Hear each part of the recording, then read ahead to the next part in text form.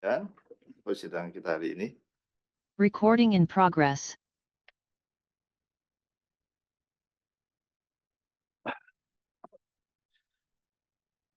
Selanjutnya, Majelis 3 akan memeriksa dan menyidangkan sengketa pajak atas nama PT Arion Indonesia. Ini ada 15 sengketa gugatan, sidang terbuka dan terbuka untuk umum. Dari pihak tergugat, silakan yang hadir siapa? Baik, Tadi terima kasih Yang Mulia. ST-nya Pada tadi, Pak. persidangan kali ini, kami dari pihak tergugat diwakili oleh Ibu Sari Tri Arsanti, kemudian ada Bapak Yayo Prahmono, Bapak Dedi Kusuma Negara, Bapak Badrus Solikin, Ibu Barkamura, saya Rahadi Adi Baskoro, Bapak Tri Herianto, dan Bapak Arindra Drastika. Terima kasih. Oke, baik. Kemudian dari pihak penggugat hari ini, Pak, silakan Pak, yang mewakili siapa? Baik, Masih sama? terima kasih Majelis. Ya. Dari pihak penggugat, hari ini yang menghadiri secara onsite ada Ya. saya, Kapi Permana, dan Pak Ridho Oke. Setiawan. Kemudian yang secara online ada kuasa Pak Pungsiawan, Pak Ibu Pungsiawan. Neva, Bu Kita, sama Ibu Diana Majelis. Oke, baik. Semua hadir ya. Baik, agenda sidang hari ini, sidang sebelumnya ini dari pihak penggugat sudah menghadirkan ya ahli untuk menjelaskan terkait dengan apa yang menjadi sengketa ya, pertimbangan hukum dan lain sebagainya. Dan pada hari ini, menurut catatan majelis, sebentar.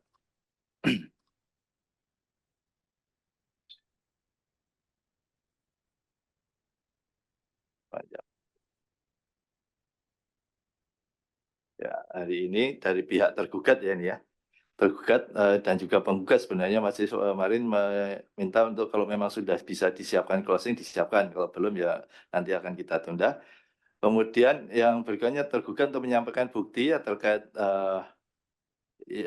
bukti T8 ya, dan ada parafnya dan sebagainya, menanggapi penjelasan dari penggugat dan juga menanggapi penjelasan dari para ahli. Dari pihak tergugat apa yang mau sampaikan hari ini? Baik, terima kasih Yang Mulia. Kami dari Ya. tergugat sudah menyiapkan pendapat akhir sesuai dengan schedule dari persidangan sebelumnya. Oke, terus? Dan sudah kami upload.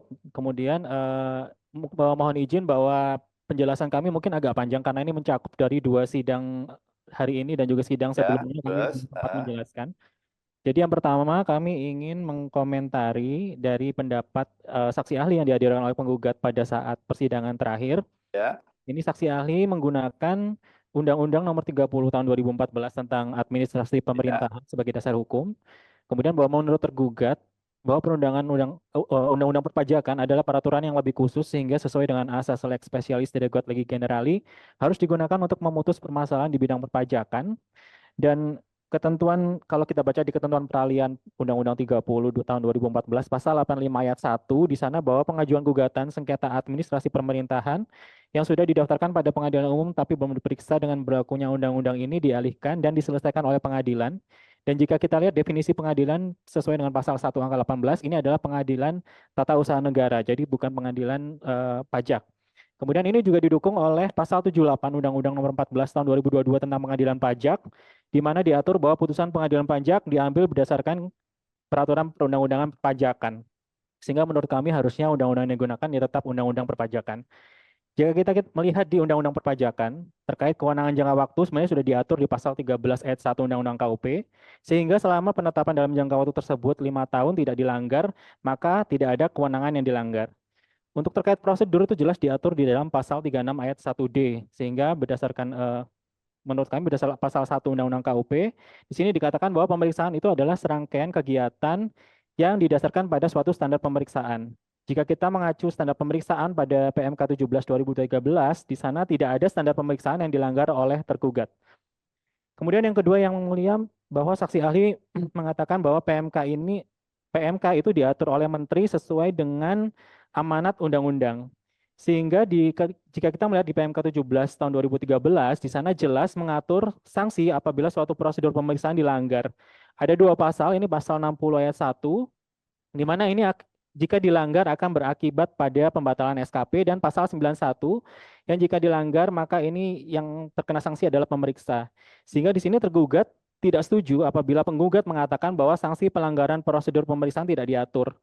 Bahwa menurut kami PMK 17 ini merupakan bentuk amanat undang-undang yang secara jelas mengatur sanksi pelanggaran atas suatu prosedur pemeriksaan, sehingga tidak seorang pun yang dapat memaksakan sanksi atas suatu pelanggaran prosedur pemeriksaan yang jelas tidak termasuk dalam kriteria pelanggaran yang dapat membatalkan hasil pemeriksaan sesuai pasal 60 ayat 1 atau menimbulkan sanksi kepada pemeriksa sesuai pasal 91. Jangka waktu pemeriksaan diatur di PMK 17 sehingga jika di PMK yang sama tidak diatur mengenai sanksi, ya artinya memang tidak terdapat sanksi hukum yang dapat diterapkan untuk pelanggaran jangka waktu. Kemudian bahwa PMK 17 ini merupakan aturan yang memberikan perlindungan hukum. Jadi tidak hanya kepada wajib pajak, tetapi kepada tergugat juga, khususnya adalah pemeriksa pajak, di mana PMK 17 ini merupakan pedoman dalam bekerja.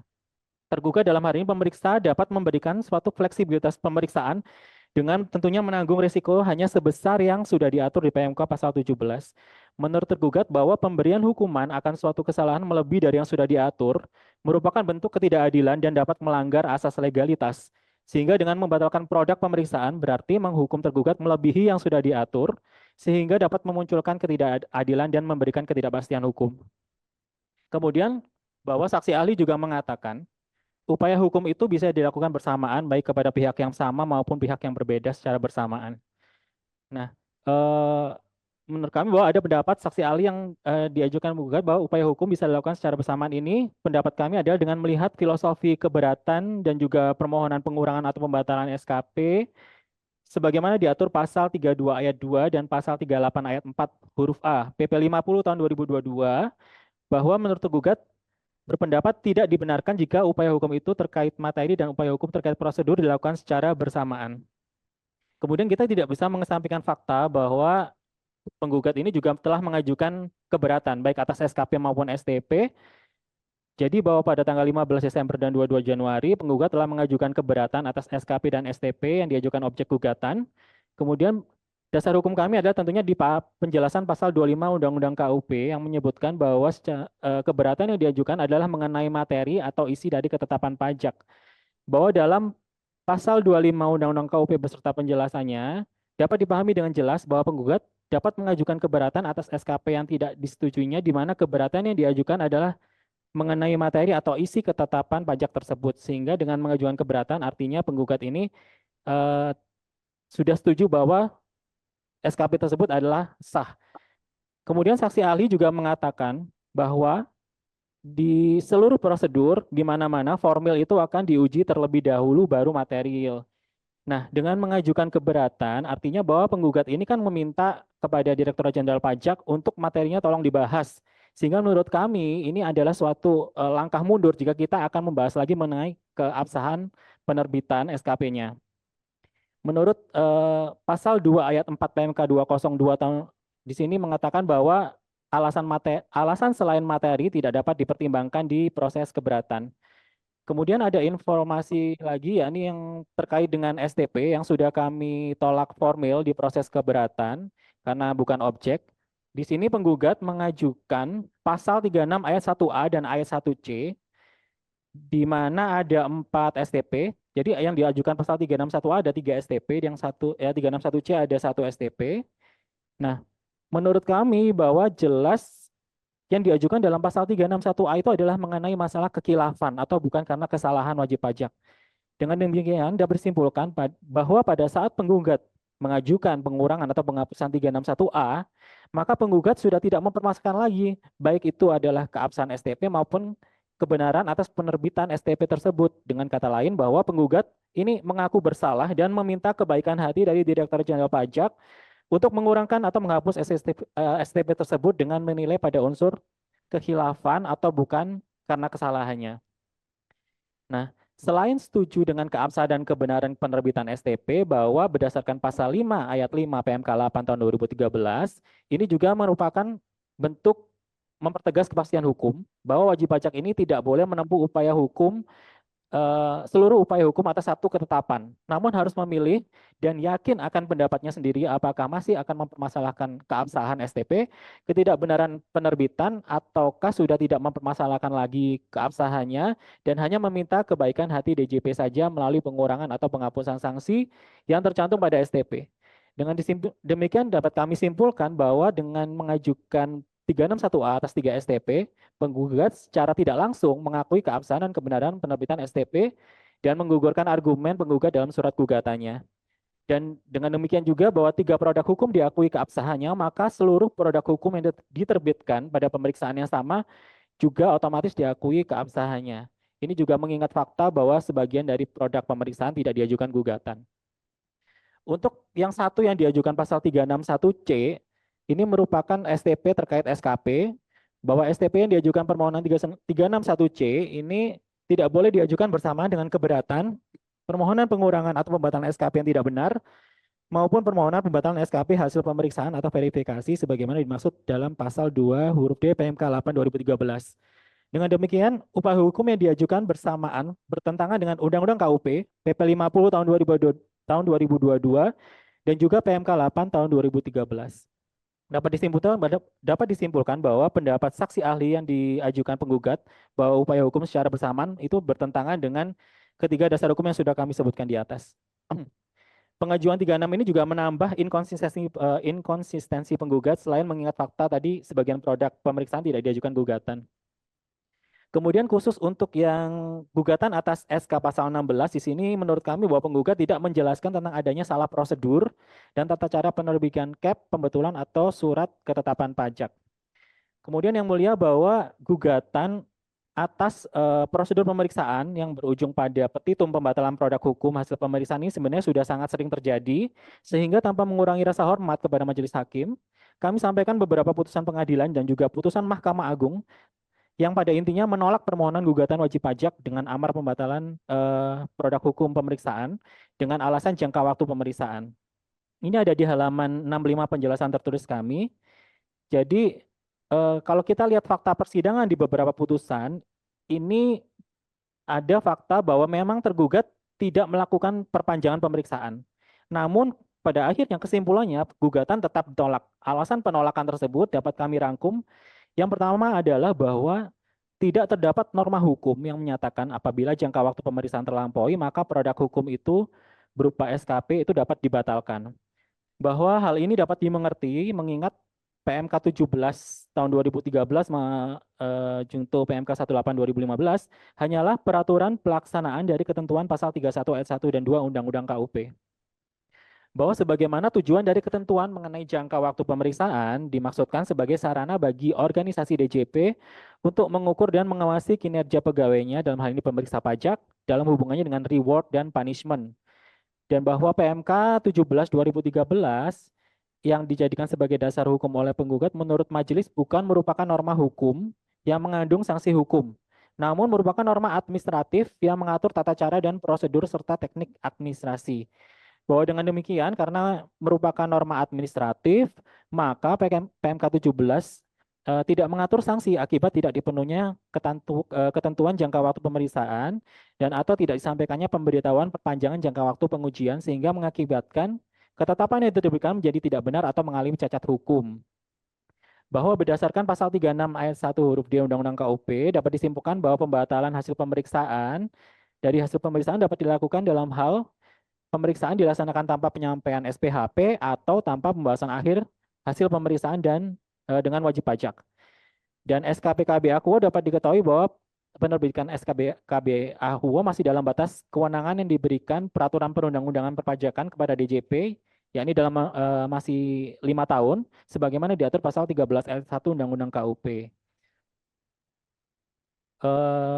Menurut kami bahwa gugatan ini akan berdampak pada pembatalan sehingga kita harus melihat di dalam pasal 60 ayat 1 PMK 17 tahun 2013 dan pemeriksa dalam hal ini tidak melanggar pasal yang ada di sana sehingga SKP-nya tidak bisa dibatalkan. Selanjutnya yang mulia terkait dengan bukti terima perpanjangan jangka waktu pemeriksaan 1 yang disampaikan secara langsung pada saat pra-SPHP tanggal 14 April 2023. Di sini yang bisa tergugat sampaikan adalah bukti kehadiran penggugat dalam pra-SPHP tersebut dan di sana yang hadir adalah ada 3 yakni Ubaidillah, Vita Yulianingrum dan Neva Ristiana dan dalam hal ini tergugat pemeriksa tidak bisa mengingat siapa di antara ketiga orang tersebut yang menandatangani surat pemberitahuan perpanjangan. Kami juga sudah mencoba mencari pembanding dalam hal ini adalah paraf Dan karena itu berupa paraf, maka kami kesulitan untuk mencari pembanding, dokumen pembanding untuk membuktikannya yang mulia. Namun, sebagaimana diatur dalam PMK 17, jangka waktu pemeriksaan itu tidak termasuk dalam kriteria pelanggaran yang dapat membatalkan hasil pemeriksaan sesuai pasal 60 ayat 1 atau menimbulkan sanksi kepada pemeriksa sesuai pasal 91. Sehingga menurut kami ini tidak memberi dampak. Kemudian terkait permasalahan kewenangan, ini kami belum jelaskan di sidang sebelumnya bahwa format ST banding atau gugatan itu sudah sesuai dengan SE 65 2012, sedangkan format SPHP ini sudah sesuai dengan PMK 17 tahun 2013 tentang tata cara pemeriksaan, sehingga apabila penggugat merasa keberatan ya jalannya adalah uji materi. Kemudian terkait dengan undangan pembahasan akhir kedua, pada persidangan tanggal 4 April 2024, penggugat mempermasalahkan resi undangan pembahasan akhir yang kedua seolah-olah tidak menerima undangan pembahasan akhir yang kedua. Bahwa tergugat berpendapat pada saat penggugat mempermasalahkan resi undangan pembahasan akhir kedua itu hanyalah merupakan upaya penggugat untuk mengaburkan fakta. Faktanya bahwa undangan kedua diserahkan langsung dan telah diterima secara langsung oleh saudari Vita, dan pada persidangan tanggal 4 April tergugat menunjukkan bukti diterimanya undangan pembahasan akhir pemeriksaan yang kedua tersebut, dan setelah kami tunjukkan, baru saudari Vita mengakui fakta tersebut. Kemudian sebelum undangan pembahasan akhir kedua diserahkan pada 10 Agustus 2023, sehari sebelumnya, undangan sudah diantarkan ke penggugat namun ditolak karena saudari Vita tidak ada di tempat. Selanjutnya pemeriksa di sini menitipkan pesan kepada saudara Muh Nur Puguh Widodo atau disebut Bapak Puguh, di mana Bapak Puguh ini adalah orang yang diajak oleh Bapak Rinto Setiawan untuk menemui pemeriksa pajak pada saat proses pemeriksaan PT Arion. Bapak Puguh sudah menginfokan perihal undangan tersebut kepada saudara Rinto Setiawan melalui WhatsApp, namun undangan tetap diserahkan langsung kepada wajib pajak. Dan perlu diingat bahwa yang dipermasalahkan oleh penggugat adalah undangan kedua, pembahasan akhir kedua, sedangkan terkait pembahasan akhir yang pertama tidak ada masalah apapun dan sudah dilaksanakan.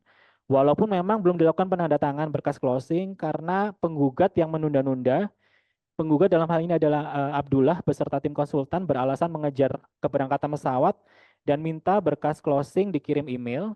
Kemudian Abdullah menyatakan akan mengajukan keberatan. Selanjutnya yang terjadi justru pada 5 Juni, penggugat mengajukan peminjaman kembali dokumen yang sudah diserahkan dan membuat surat tanggapan SPHP kedua.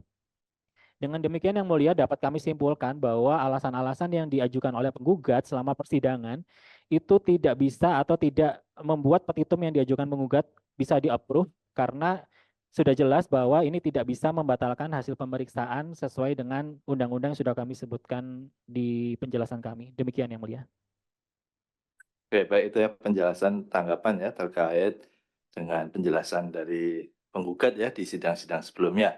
Ada lagi dari tergugat? Cukup itu aja? Dari kami cukup yang mulia. Cukup, baik. Baik, berikutnya kesempatan yang diberikan kepada penggugat. Apa yang mau disampaikan hari ini? Silakan. Apa closingnya sudah disiapkan? Baik, menizin majelis untuk closing nanti kami di persidangan selanjutnya begitu majelis. Oke, baik ya. Namun pada persidangan kali ini kami akan menyampaikan, tadi kan disampaikan oleh tergugat bahwa tergugat telah melakukan perpanjangan tanggal 14 April melalui surat tertanggal 3 April. Perlu penggugat sampaikan, seharusnya kan jangka waktu perpanjangan itu berakhir pada tanggal 28 Februari 2023. Ya. Nah, tetapi kenapa tergugat baru menyampaikan surat perpanjangan ini pada tanggal 14 April? Kemudian juga tergugat tidak bisa menyatakan atau tidak bisa membuktikan bahwa surat perpanjangan ini telah disampaikan kepada penggugat.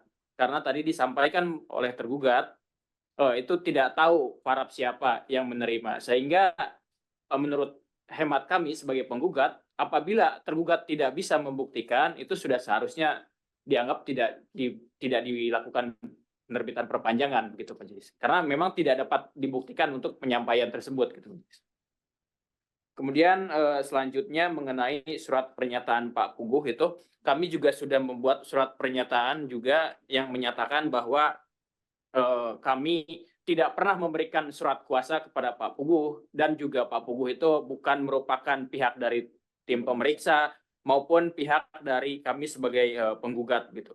Makanya hal-hal yang seharusnya tidak dilakukan oleh tergugat, yaitu membocorkan rahasia wajib pajak, itu sudah melanggar pasal 34 ayat 1 Undang-Undang KUP, sehingga sudah sepatutnya tindakan-tindakan seperti yang dilakukan oleh tergugat itu tidak dilakukan nanti di kemudian hari, karena itu akan berdampak buruk terhadap nama Dirjen Pajak begitu, Majelis. Kemudian tadi terkait surat perpanjangan, karena tidak ada paraf yang menyatakan milik penggugat, ya kami juga akan nanti mencoba membuat laporan polisi dengan dugaan pemalsuan yang dilakukan oleh tergugat. Mungkin untuk sidang sebelumnya, Majelis Hakim menyampaikan atau memerintahkan kepada tergugat, yaitu perihal meminta IDLP yang menjadi dasar pemeriksaan khusus berdasarkan surat perintah nomor print 00041 WPJ titik 12 garis miring RIK titik SIS garis miring 2022 tanggal 15 Agustus 2022. Terus yang kedua juga menanyakan surat tugas terkait dengan pelimpahan wewenang dari KPP Madya kepada Kanwil DJP Jatim 3 karena penggugat pada saat dilakukan pemeriksaan terdaftar sebagai wajib pajak di KPP Madya. Nah, sampai saat ini surat tugas tersebut belum dijawab atau belum disampaikan oleh tergugat. Kemudian penjelasan atau dasar hukum apa yang dimaksud dengan pemeriksaan biasa, tidak biasa atau luar biasa sebagaimana disampaikan oleh tergugat pada sidang sebelumnya. Kemudian juga menanyakan kepada penggugat penjelasan tertulis mengenai penyampaian surat undangan pembahasan akhir hasil pemeriksaan kedua tanggal 9 Agustus 2023 karena terlalu mepet dengan waktu pelaksanaan, di mana kami mendapatkan surat undangan itu tanggal 10 Agustus jam 9 pagi dan kami diundang untuk melakukan pembahasan akhir itu jam 10 pagi gitu, Majelis. Mungkin itu nanti mohon dijawab dulu oleh tergugat. Sebentar, tergugat apakah tadi ya penjelasan tertulisnya apakah sudah ada tanggapan terkait kenapa yang melakukan pemeriksaan itu Kanwil bukan KPP Madya? Terkait dengan latar belakang pemeriksaan yang mulia sudah ada di closing kami juga di halaman 60. Di halaman berapa? Ya, halaman 6. Ini kami mengacu ke penjelasan tertulis nomor sengketa 011144. Ya, enggak, Majelis menanyakan apakah sudah ada penjelasannya? Sudah yang mulia, sudah kami Sudah, jelaskan semua di sudah. halaman 60. Sudah, nanti biar dibaca lagi ya oleh tergugat, nanti ditanggapi juga ya. Yang penting sudah ada di situ ya, nanti Majelis juga akan membacanya ya. Sudah ada yang mulia. Ya, Mas, ya jelas Majelis memastikan saja kalau sudah ya syukur, tapi kalau belum nanti dibuat itu aja ya. Sudah ada yang mulia. Oke, kemudian terkait tanggapan yang lain dari penggugat apakah juga sudah dijawab di sana? Tadi yang barusan disampaikan? Pemeriksaan tidak biasa sudah kami jelaskan yang mulia di 3 Ya. sidang terakhir. Oke, ya. Terkait yang waktu mepet dan lain sebagainya juga sudah?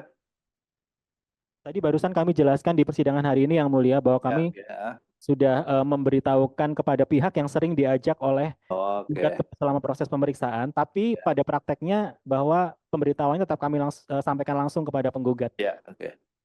Ya baik, nggak apa-apa, ini sampaikan aja nanti, dan ini juga dibantah oleh penggugat hari ini ya terkait dengan Puguh memang tidak ada kuasa ya. Ini ya. Itu ada kebohongan Majelis bahwa hanya satu kali aja Majelis. Hanya satu kali aja Pak Puguh ini kami ajak, dan itu pun beliau yang kepingin ketemu dengan Pak Wisnu Majelis. Dan Pak Puguh itu siapa menurut Bapak?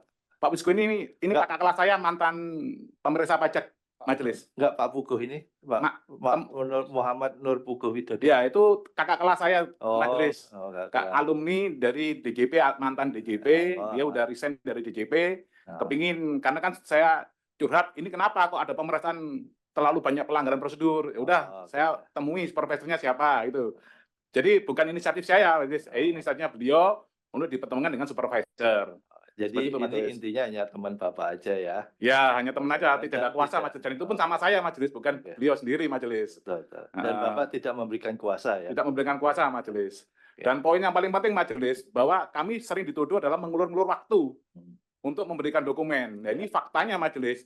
Saya cek, itu sejak tanggal 28 Oktober kami sudah serahkan semua berkas Majelis. Iya. Lah, tanggal 28 Oktober sampai tanggal 4 Januari itu terjadi kekosongan Majelis. Iya. Lah tiba-tiba digantilah pemeriksa. Mm-mm.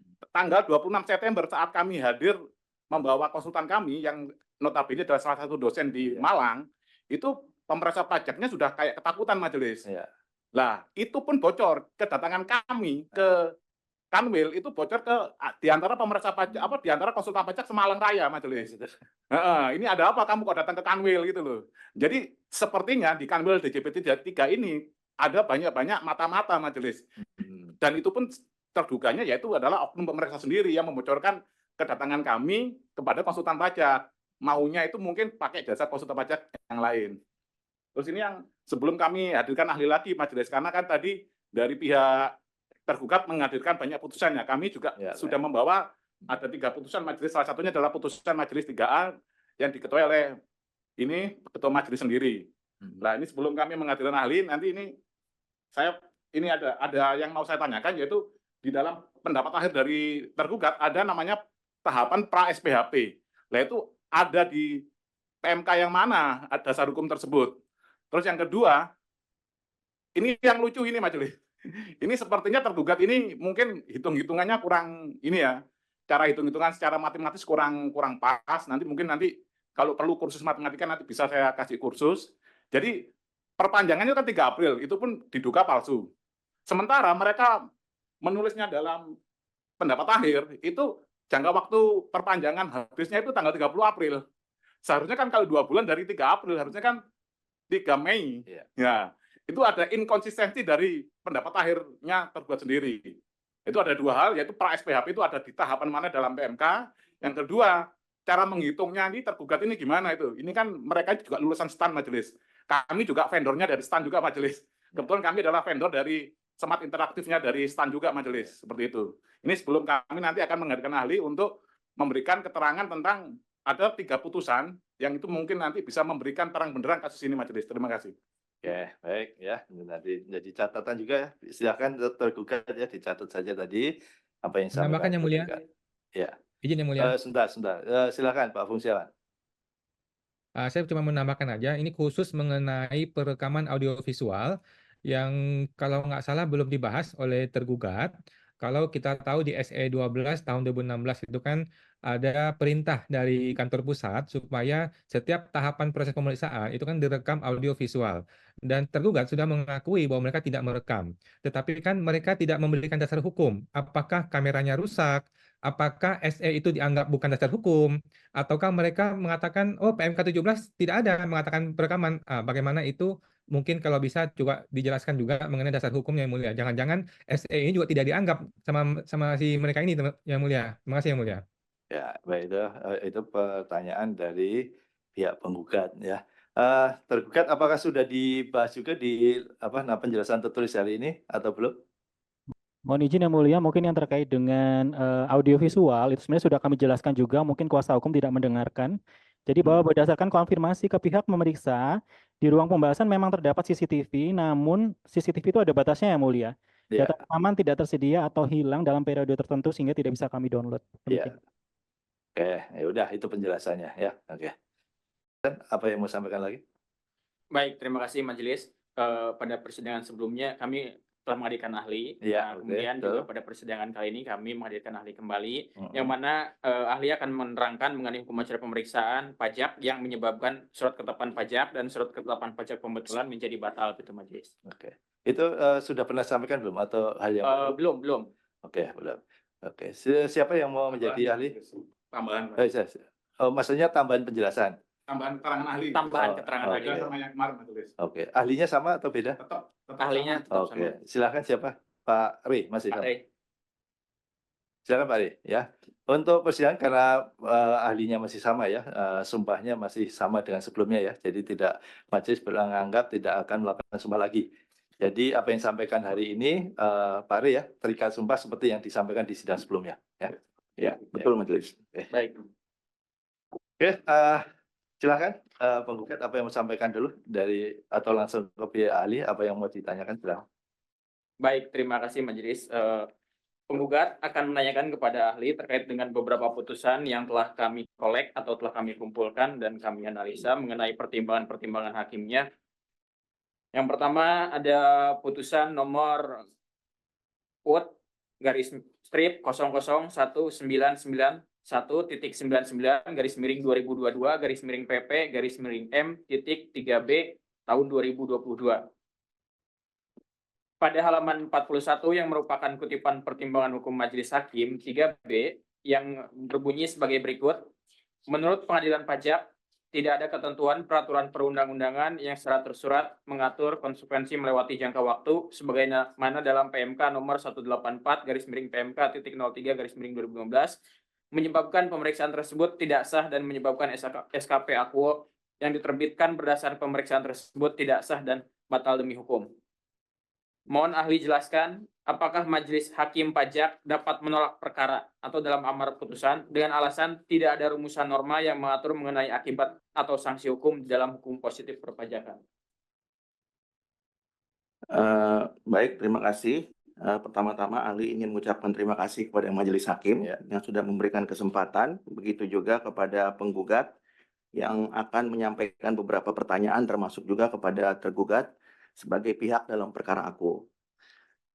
Pertanyaan penggugat ini ditanyakan kepada ahli majelis terkait dengan 3 putusan yang sangat kontras. Ya, ahli akan memberikan pendapat dan mungkin pendapat ahli ini nantinya akan juga menjadi jawaban terhadap tanggapan tergugat yang baru disampaikan tadi. Ya, kebetulan ahli mendengarkan tanggapan tergugat dan keterangan ahli ini tentunya izin majelis nanti pada saat persidangan sudah selesai, nanti juga ahli akan membuat satu tulisan, kalau dimungkinkan bentuknya buku, yang nantinya akan dibuat sebagai materi ajar dalam perkuliahan di Fakultas Hukum di mana ahli mengajar. Ya, sehingga ahli ingin keterangan ini berguna dalam rangka mencerdaskan kehidupan bangsa. Ya.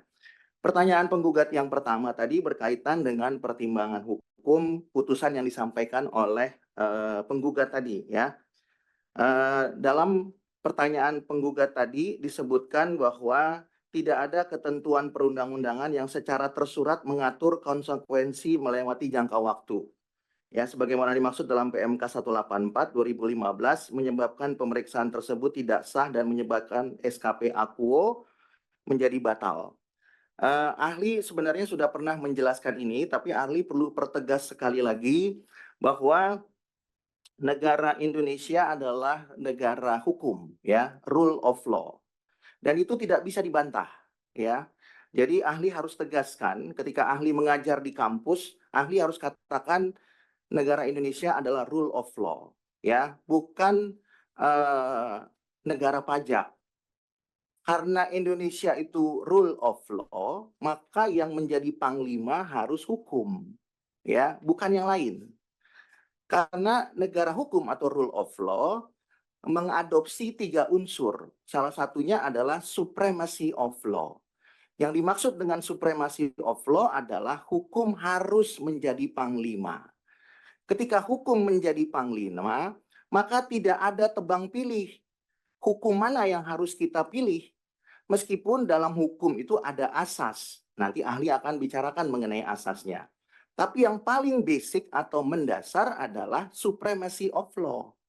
Nah, itu diatur di pasal 1 ayat 3 Konstitusi Amandemen ketiga. Ya, karena hukum adalah panglima atau supremacy of law, maka para pihak termasuk penggugat dan tergugat, termasuk juga majelis hakim yang terhormat, harus tunduk pada hukum. Oleh karena itu ahli jelaskan pada persidangan sebelumnya bahwa hakim bukan corong undang-undang. Hakim adalah corong hukum dan keadilan, ya. Nah, karena hukum adalah panglima atau supremacy of law, maka penting untuk memahami banyak hukum, bukan hanya hukum pajak atau hukum di bidang perpajakan. Nah, hal itu dikuatkan dengan rumusan norma yang diatur sama dalam konstitusi, yaitu pasal 23A. Di dalam pasal 23A, rumusan normanya sangat jelas bahwa pajak, ya, pajak itu adalah pungutan yang bersifat memaksa untuk keperluan negara diatur dengan undang-undang. Di dalam rumusan norma tersebut tidak disebutkan undang-undang perpajakan. Ini harus dicatat, ya. Karena ahli harus sampaikan ini majelis hakim, karena kalau ahli menyampaikan ke mahasiswa harus undang-undang perpajakan, maka mereka tidak perlu belajar hukum yang lain. Nah, oleh karena itu tidak ada gunanya juga fakultas hukum. Ya, kalau memahami hukum di fakultas hukum harus memahami hukum sebagai sistem norma. Sistem norma itu adalah bagian yang sangat besar sekali. Ya, kenapa kuliah di fakultas hukum itu sampai 4 tingkat? Sarjana hukum, magister kenotariatan, sampai doktor hukum. Jadi hanya fakultas hukum yang punya 4 gelar akademik, yang lain hanya 3. Kenapa? Karena sistem norma itu sangatlah luas, tidaklah mudah untuk memahami hukum. Ya, itu sebabnya di negara Paman Sam itu School of Law adalah fakultas yang paling menantang dan bergengsi. Ya, nah kembali kepada rumusan norma pasal 23A konstitusi, bahwa pajak itu tidak hanya diatur dalam undang-undang perpajakan, disebutkan di sana undang-undang. Nah, pertanyaannya, kalau begitu apakah harus undang-undang KUP? Apakah harus undang-undang PP? Apakah harus undang-undang PPSP? Atau apakah harus undang-undang material? PPN, PBB, BEA Metrai, apakah harus itu? Ya, rumusan normanya sudah jelas mengatakan hanya undang-undang. Jadi pasal 1 ayat 3 dan pasal 23A itu relevan, tidak kontralegis, tapi saling mendukung satu dengan yang lain. Nah, hal itu dikuatkan kembali ya di dalam pasal 10 Undang-Undang Kekuasaan Kehakiman. Hakim dilarang menolak perkara karena dasar hukumnya tidak ada atau dasar hukumnya tidak jelas. Ya. Jelas Undang-Undang Kekuasaan Kehakiman ini adalah payung bagi semua hakim dan semua peradilan yang ada di Indonesia. Kita mengetahui bahwa ada 4 peradilan di Indonesia. Peradilan umum, peradilan agama, peradilan tun, dan peradilan militer. Peradilan pajak masuk sebagai peradilan khusus di bawah peradilan tun.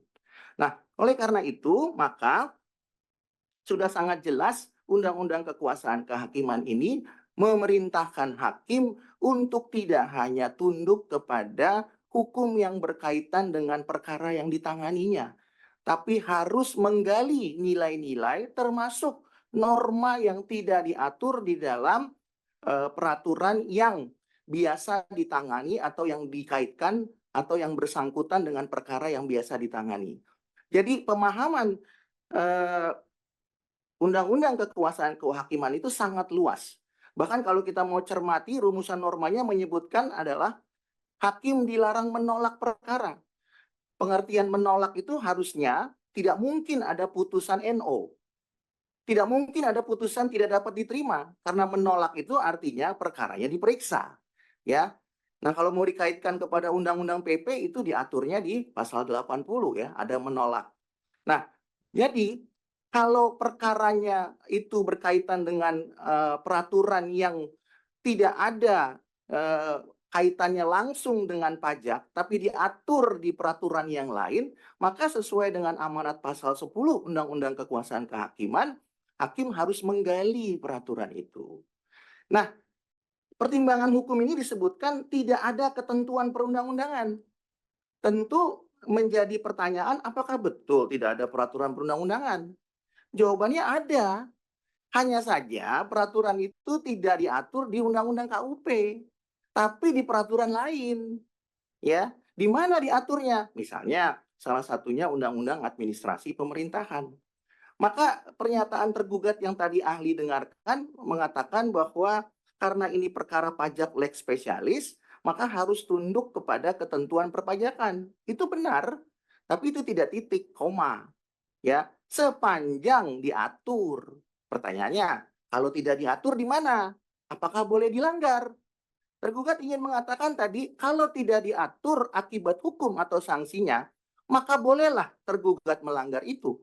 Kembali kepada prinsip negara kita negara hukum, ya, tidak boleh melakukan tindakan hukum ya dengan alasan hukum apapun dengan cara melanggar hukum, ya. Itu prinsip semester 1. Ya, maka kemudian mahasiswa kuliah di Fakultas Hukum, ya. Nah, jadi kalau rumusan kalau pertimbangan hukumnya mengatakan tidak ada ketentuan, tentu jawabannya ada. Tapi tidak ada di Undang-Undang KUP, ya. Karena yang tergugat persoalkan ini mengenai dua hal yang ahli tahu, ya majelis.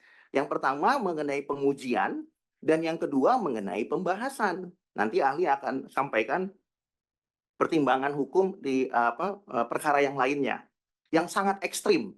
Karena tergugat mengatakan ada rumusan norma yang mengatur mengenai kewajiban, yaitu kewajiban menyampaikan SPHP. Persoalannya tidak ada rumusan norma yang mengatur mengenai sanksi atau akibat hukumnya. Ya, jadi ada dua hal, ya, penggugat mohon izin, begitu juga tergugat dan majelis. Rumusan norma mengenai kewajiban menyampaikan SPHP dalam waktu paling lama 6 bulan itu sudah sangat jelas rumusan normanya. Ya, dasar hukumnya sudah jelas. Kembali kepada prinsip tadi, ya, rule of law dan supremacy of law sudah jelas. Lalu tergugat mempersoalkan, kalau sudah jelas tapi tidak ada sanksinya, boleh nggak dilanggar? Ya, contoh tergugat tadi mengatakan pasal 60 PMK 17, Jungto pasal 36 ayat 1 huruf D Undang-Undang KUP. Di sana ada sanksinya. Jadi yang itu tidak boleh dilanggar. Ya. Nah, kembali lagi cara memahami hukum tidak seperti itu. Kalau itu yang kita pahami cara memahami hukum, maka negara kita akan semakin chaos. Orang akan memilah-milih, ya kan? Mari kita langgar ini karena tidak ada akibat hukumnya. Padahal rumusan normanya yang mewajibkan itu sudah ada, atau rumusan norma yang melarangnya sudah ada. Yang menjadi persoalan sanksinya. Nah, sanksinya ada apa tidak? Secara normatif ada, tapi tidak di Undang-Undang KUP. Nah, oleh karena itu kembali lagi hakim harus menggali, dan hakim bukan corong undang-undang tapi corong hukum dan keadilan. Kemudian kembali lagi pertanyaannya, apakah kalau tidak diatur di dalam Undang-Undang KUP dan turunannya, maka tergugat harus tunduk apa tidak? Nah, dalam beberapa kali dalam persidangan sebelumnya, tergugat mengakui bahwa tergugat itu tunduk pada Undang-Undang Administrasi Pemerintahan. Karena tergugat adalah pejabat pemerintah di bidang perpajakan. Tapi ketika masuk ke persidangan, tergugat mengatakan bahwa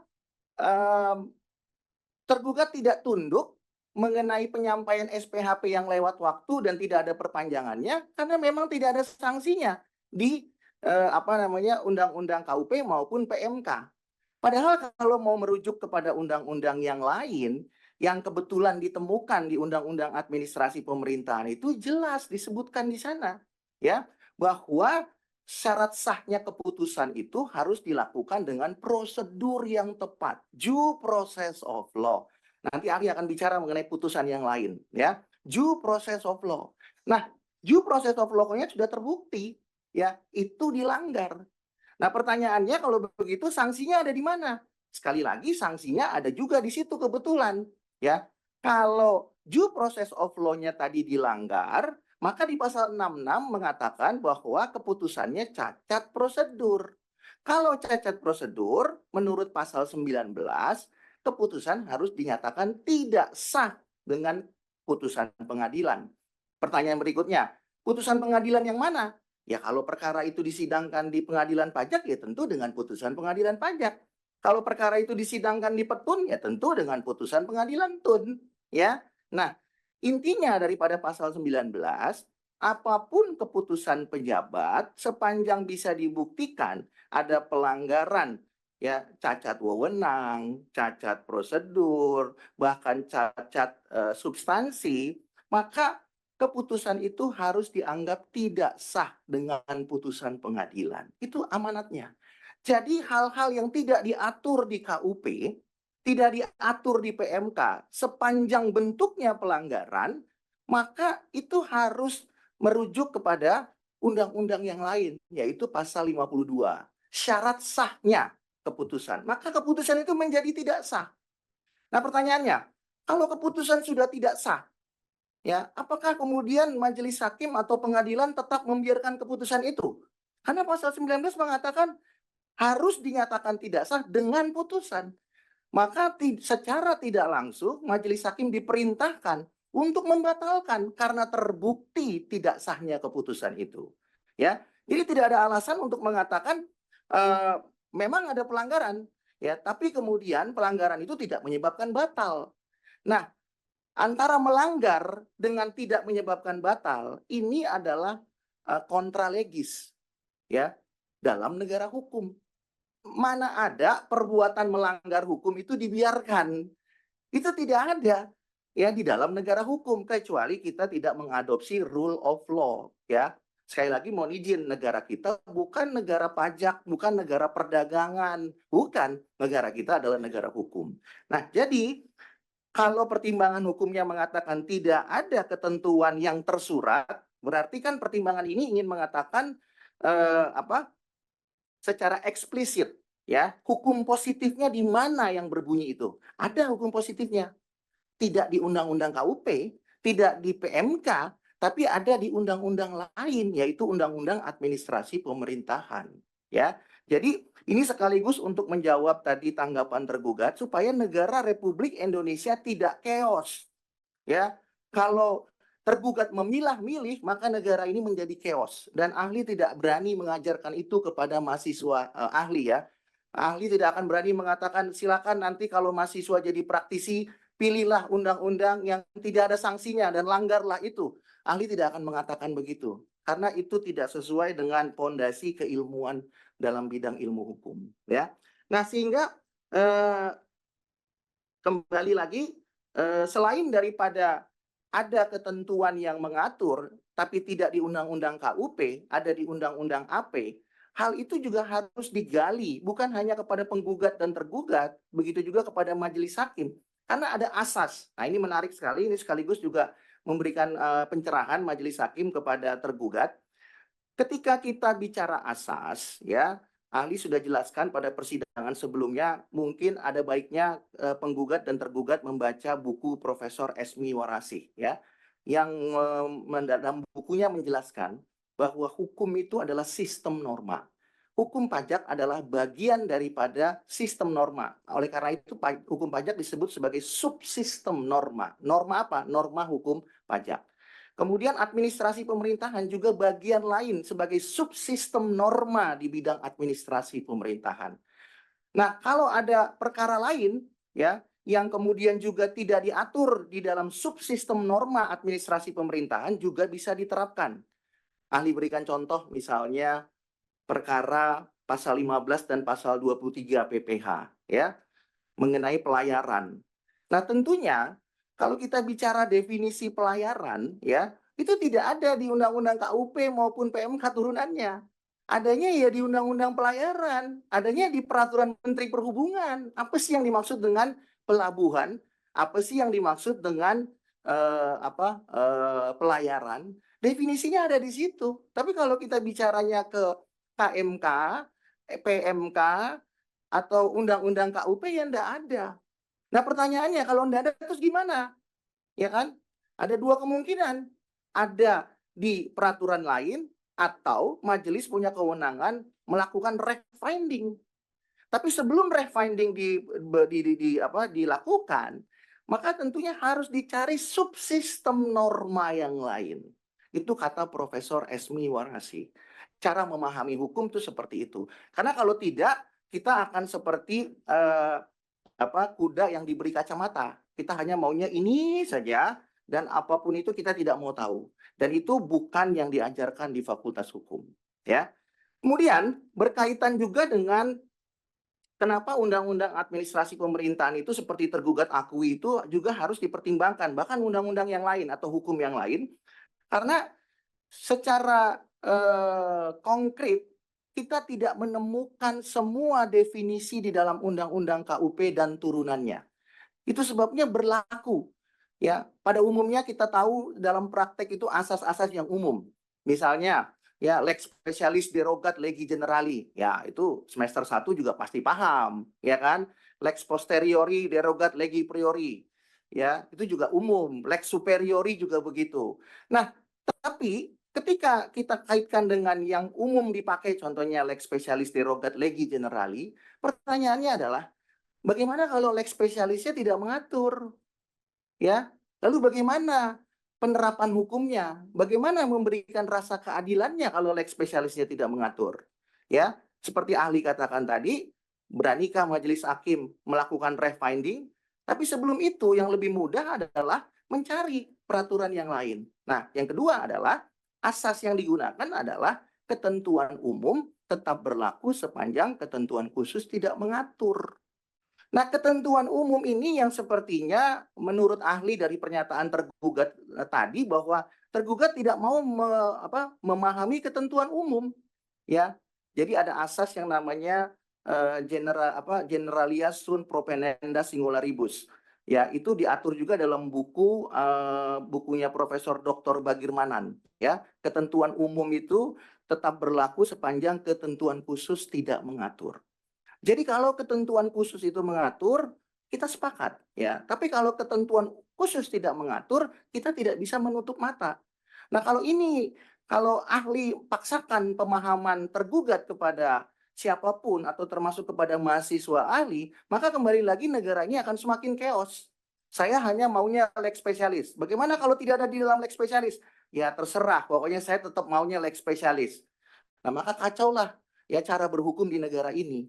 Ya, nah oleh karena itu kembali lagi pertimbangan-pertimbangan itu yang mungkin harus juga menjadi dasar bagi tergugat ketika melakukan koreksi. Kenapa? Karena kembali kepada prinsip rule of law dan supremacy of law. Jadi sederhananya pertanyaan penggugat tadi, apakah ada ketentuannya secara hukum positif? Ada. Pertanyaannya, apakah itu hukum lex spesialis? Tidak. Di mana diaturnya? Itu diatur di lex generalisnya. Lex generalis itu apa saja? Hukum selain daripada hukum yang berkaitan dengan perkara akuo. Itu disebut dengan lex generalis. Ya, apakah itu harus dipertimbangkan? Ahli harus menjawab iya. Kenapa? Karena lex spesialis tidak mengatur.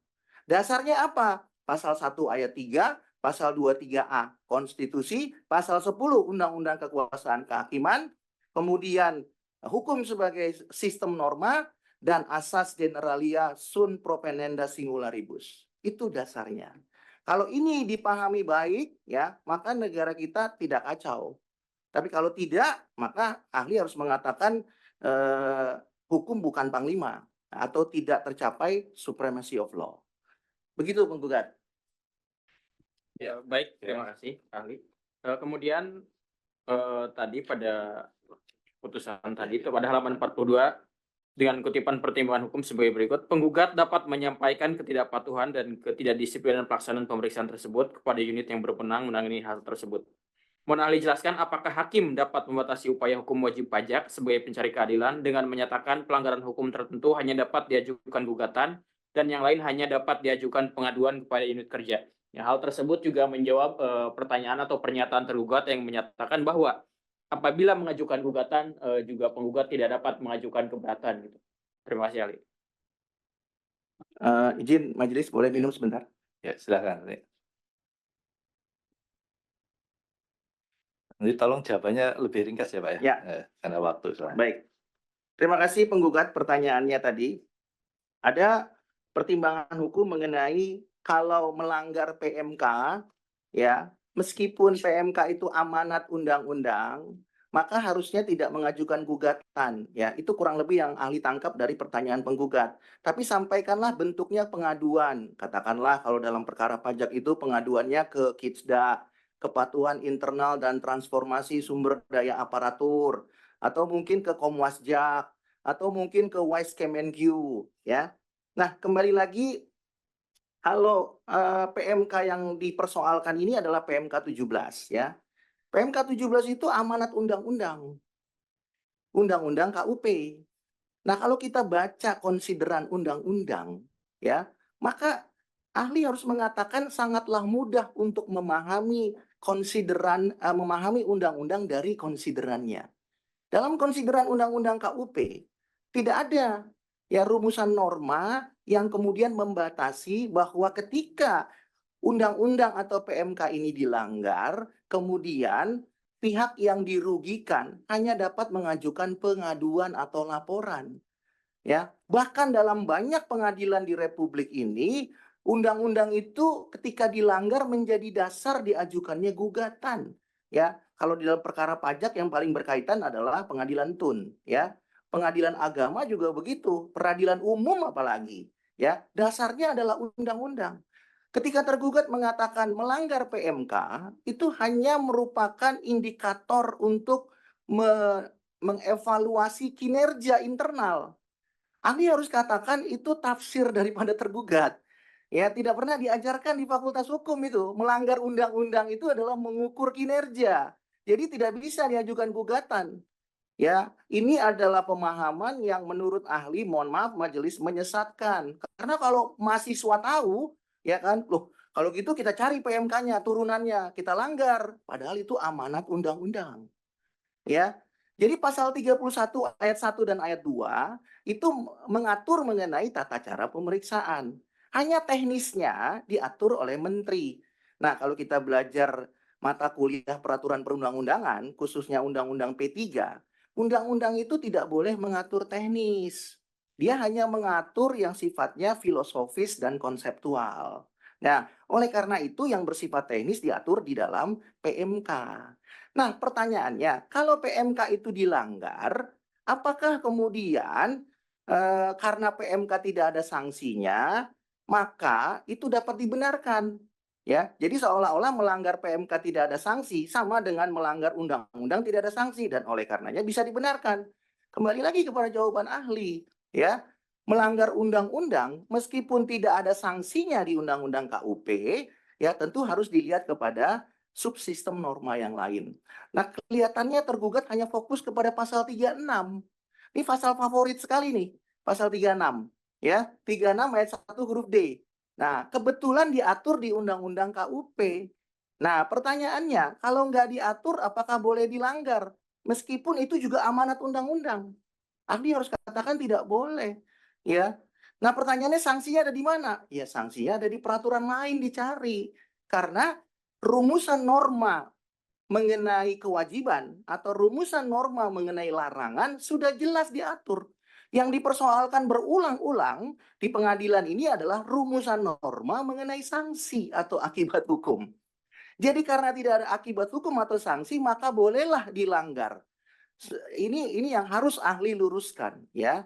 Dan ketika ini dilanggar, tidak ada penjelasan di dalam undang-undang ataupun turunannya yang mengatakan alasan dapat dilanggar itu bukan alasan yang berakibat hukum, tapi alasan yang hanya menimbulkan konsekuensi kepada pegawai yang melanggar seperti yang tergugat tadi katakan. Perlu ahli jelaskan bahwa kewenangan tergugat ini bukan kewenangan yang melekat pada dirinya sendiri. Kewenangan tergugat itu adalah kewenangan dalam hukum positif di bidang perpajakan adalah kewenangan Dirjen Pajak atau Direktur Jenderal Pajak. Jadi tidak ada kewenangan persona. Adanya adalah kewenangan pejabat yang disebut dengan Direktur Jenderal Pajak. Hanya kebetulan Direktur Jenderal Pajak punya jajaran yang sangat luas, ya. Ada lebih dari 30 kanwil, lebih dari mungkin 260 KPP setingkat eselon 3, lebih dari 260 mungkin setingkat eselon 4. Karena jajarannya banyak. Tapi pejabat yang bertanggung jawab, ya menurut Undang-Undang Administrasi Pemerintahan, yang tanggung gugat dan tanggung jawab itu hanya Direktur Jenderal Pajak, ya. Pasal 14 ayat 4 dan pasal 14 ayat 8. Undang-Undang Administrasi Pemerintahan. Jadi yang namanya Kakanwil, Direktur, Kakap, yang namanya tim pemeriksa, tim penyelidik keberatan, itu hanya bagian daripada infrastruktur Direktur Jenderal Pajak. Sehingga kalau mereka melanggar hukum, maka Dirjen Pajaklah yang melanggar hukum. Ya. Jadi kembali ke pertanyaan penggugat tadi, maka ketika PMK itu dilanggar, tidak bisa ditafsirkan itu hanya pelanggaran yang sifatnya mengukur kinerja saja. Dan oleh karena itu hukumannya harus diberikan kepada yang melanggar, ya, atau pegawai DJP-nya. Bukan Dirjen Pajaknya juga menurut tergugat, tapi pegawai DJP-nya. Nah, oleh karena itu ahli harus jelaskan bahwa pelanggaran yang dilakukan oleh jajaran Direktur Jenderal Pajak adalah sama dengan pelanggaran yang dilakukan oleh Dirjen Pajak. Karena konsekuensi tanggung gugat dan tanggung jawab tadi, ya. Sehingga dengan demikian tidak ada penjelasan atau mungkin rumusan norma atau konsideran apapun yang mengatakan kalau melanggar PMK dan tidak ada sanksinya, ya, dan kalau PMK itu diamanatkan oleh undang-undang dan tidak ada sanksinya, maka bolehlah tetap dilanggar, ya. Ahli harus mengatakan tidak demikian cara berhukum, ya. Karena kalau itu dipahami, meskipun banyak putusan pengadilan pajak yang mengatakan betul seperti itu, ya, tapi ahli tidak akan berani mengatakan itu kepada mahasiswa, kecuali kalau tergugat berani mengatakan itu kepada publik, ya silakan saja. Nah, tapi ahli tidak berani mengatakan itu karena itu bukan konsep supremacy of law dan rule of law. Begitu penggugat, ya. Oke, cukup ya. Apa lagi? Ada lagi mohon izin majelis. Ringkas saja karena waktu juga. Baik, baik. Yang lain juga. Untuk pertanyaan ini kami ringkas nanti. Oke. Pengadilan dalam putusan tersebut juga ada pertimbangan hukumnya. Pengadilan pajak berkesimpulan penerbitan SKP Akuo oleh tergugat tetap sah dan sesuai kewenangan DJP masih dalam jangka waktu 5 tahun sesuai pasal 13 ayat 1 dan pasal 13 ayat 4 UKUP. Mohon ahli jelaskan apakah perbedaan tahapan penerbitan SKP dengan pengujian lapangan dan pembahasan akhir dalam pemeriksaan pajak, apa dasar hukum atau normanya begitu? Ya, ini mungkin ahli harus jelaskan sejelas-jelasnya karena mari kita uji rumusan norma dengan praktek, ya. Apa yang menjadi praktek ahli harus katakan belum tentu benar sesuai rumusan normanya, ya. Ada beberapa pendapat yang mengatakan, Pak Rey, itu kan udah biasa, Pak. Ahli harus mengatakan saya tidak mau berpendapat berdasarkan kebiasaan. Saya harus berpendapat berdasarkan hukum positif dan rumusan normanya. Yang menjadi pertanyaan, apakah kemudian pengujian, pembahasan, dan penerbitan itu bisa dilakukan kapan saja dalam waktu 5 tahun? Atau memang masing-masing tahapan itu sudah diatur rumusan normanya berikut jangka waktunya? Nah, kalau kita teliti di dalam Undang-Undang KUP, ya, pemeriksaan pajak itu seperti ahli jelaskan pada persidangan sebelumnya, ada pengujian, ada pembahasan, dan ada penerbitan. Pengujian dan pembahasan itu diatur dalam rumusan norma yang berbeda dengan penerbitan. Nah, pertanyaannya, kalau itu digabung jadi satu, ya, pertanyaannya adalah apa maksud pembuat undang-undang memisahkan pasal 31 dengan pasal 13? Apakah pembuat undang-undang ini kurang kerjaan memisahkan itu? Itu secara filosofis, ya. Kalau kita kuliah doktor itu filosofisnya harus tinggi. Apa filosofisnya? Kenapa dipisahkan? Kenapa nggak digabung aja? Toh juga apapun yang dilakukan dalam pemeriksaan boleh dikerjakan sepanjang belum lewat 5 tahun. Ternyata kalau kita meneliti di pasal 31 ayat 1 itu mengenai pemeriksaan. Di ayat 2 itu membahas mengenai pemeriksaan sehubungan dengan 4 hal. Pemeriksaan ulang, kemudian jangka waktu pemeriksaan, kemudian SPHP, dan pembahasan. Ya, di ayat 2-nya. Nah, kalau kita bicara ayat 2, di situ ada pemeriksaan ulang. Kenapa pemeriksaan ulang itu ada? Pasti karena ada pelanggaran prosedur. Dan putusan makim pasti membatalkan. Maka untuk memberikan keadilan kepada Dirjen Pajak boleh diperiksa ulang sepanjang belum daluarsa. Nah, jadi kalau kita di pengadilan lain batal membatalkan itu hal yang biasa. Contoh misalnya, ya, pra-peradilan dibatalkan, berarti status tersangkanya hapus. Kemudian oleh KPK atau lembaga yang lain diterbitkan lagi sprindiknya, surat perintah penyidikan, diulang kembali. Apa yang salah dengan itu? Tidak ada yang salah. Nah, jadi dalam konteks pemeriksaan pajak juga demikian. Ya, sepanjang memang terbukti pelanggaran hukum acaranya atau prosedurnya, maka pembatalan itu menjadi hal yang biasa. Kenapa biasa? Karena undang-undang memberikan keleluasaan untuk diulang kembali pemeriksaannya. Jadi bukan hal yang tabu untuk membatalkan. Apalagi sudah terbukti ada pelanggaran, tapi kemudian dibiarkan, ya kan, tetap SKP-nya sah.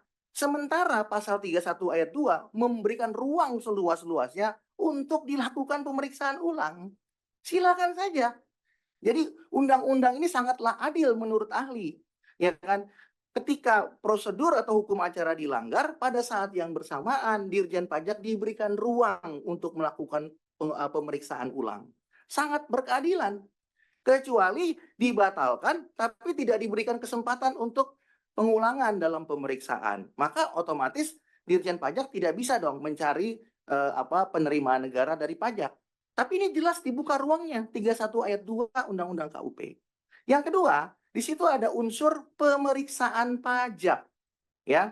Nah, pemeriksaan pajak yang dimaksud di sini tidak termasuk pasal 13, makanya dipisah normanya. Kalau mau digabung ya digabung saja, nggak perlu pakai pasal 13. Nah, di dalam unsur kedua pasal 31 ayat 2 Undang-Undang KUP ada jangka waktu. Jangka waktu yang dimaksud itu ada dua. Jangka waktu pengujian, dalam perkara aku adalah pengujian lapangan, dan jangka waktu pembahasan. Ya, nah tidak digabungkan dengan penerbitan. Karena itu diatur di rumusan norma yang berbeda. Sehingga ketika tergugat mengatakan, menyampaikan SPHP lewat 6 bulan, tidak menyampaikan perpanjangan, ya itu tidak ada masalah. Loh kenapa tidak ada masalah? Karena kembali lagi bahwa itu dilakukan masih dalam kurun waktu 5 tahun. Padahal ketika tergugat mengatakan SPHP harus disampaikan paling lama 6 bulan, tergugat sedang mengatakan atau sedang membicarakan pasal 31 ayat 2. Tapi ketika dia mengatakan alasannya kenapa tidak batal, ya dia menggunakan pasal 13. Ini tidak relevan dan tidak konsisten. Ketika tergugat mengatakan bahwa penyampaian SPHP itu harus atau paling lama 6 bulan, maka tergugat harus fokus kepada pasal 31 ayat 2. Jangan digabung dengan pasal 13. Nanti setelah selesai pengujian pembahasan baru masuk ke penerbitan. Ya. Jadi, pembuat undang-undang itu bukan dalam kebelunderan ya membuat rumusan norma yang tidak ada manfaatnya. Ya. Nah, ini yang menjadi pertanyaan para calon mahasiswa doktor hukum. Kenapa dibuat terpisah rumusan normanya? Ya, apakah ini sekedar gimmick di DPR dengan presiden? Menurut ahli tidak. Ya, karena ini ada maksud dari tujuan pembuat undang-undang. Nah, di dalam ayat 2 selain disebutkan tadi pemeriksaan pajak itu berkaitan dengan pengujian, di situ juga ada pembahasan. Pembahasan telah jelas diatur. Karena di ayat 2 mengatakan tata cara pemeriksaan sebagaimana dimaksud pada ayat 1 diatur dengan peraturan menteri. Nah, peraturan menteri yang dimaksud adalah PMK 17 tadi yang terakhir dirubah dengan PMK 18 2021. Nah, di PMK itu ya ada dua tahapan yang diatur, tahapan pengujian dan tahapan pembahasan. Khusus pemeriksaan diatur tersendiri di pasal 13. Ya. Nah, jadi jangka waktu pemeriksaan yang dimaksud dalam pasal 31 ayat 2 itu adalah pengujian 6 bulan dan pembahasan 2 bulan. Nah, pertanyaannya, ya kan, kalau rumusan norma jangka waktu sudah diatur, ya kan, tapi tidak ada sanksinya, ya, bagaimana?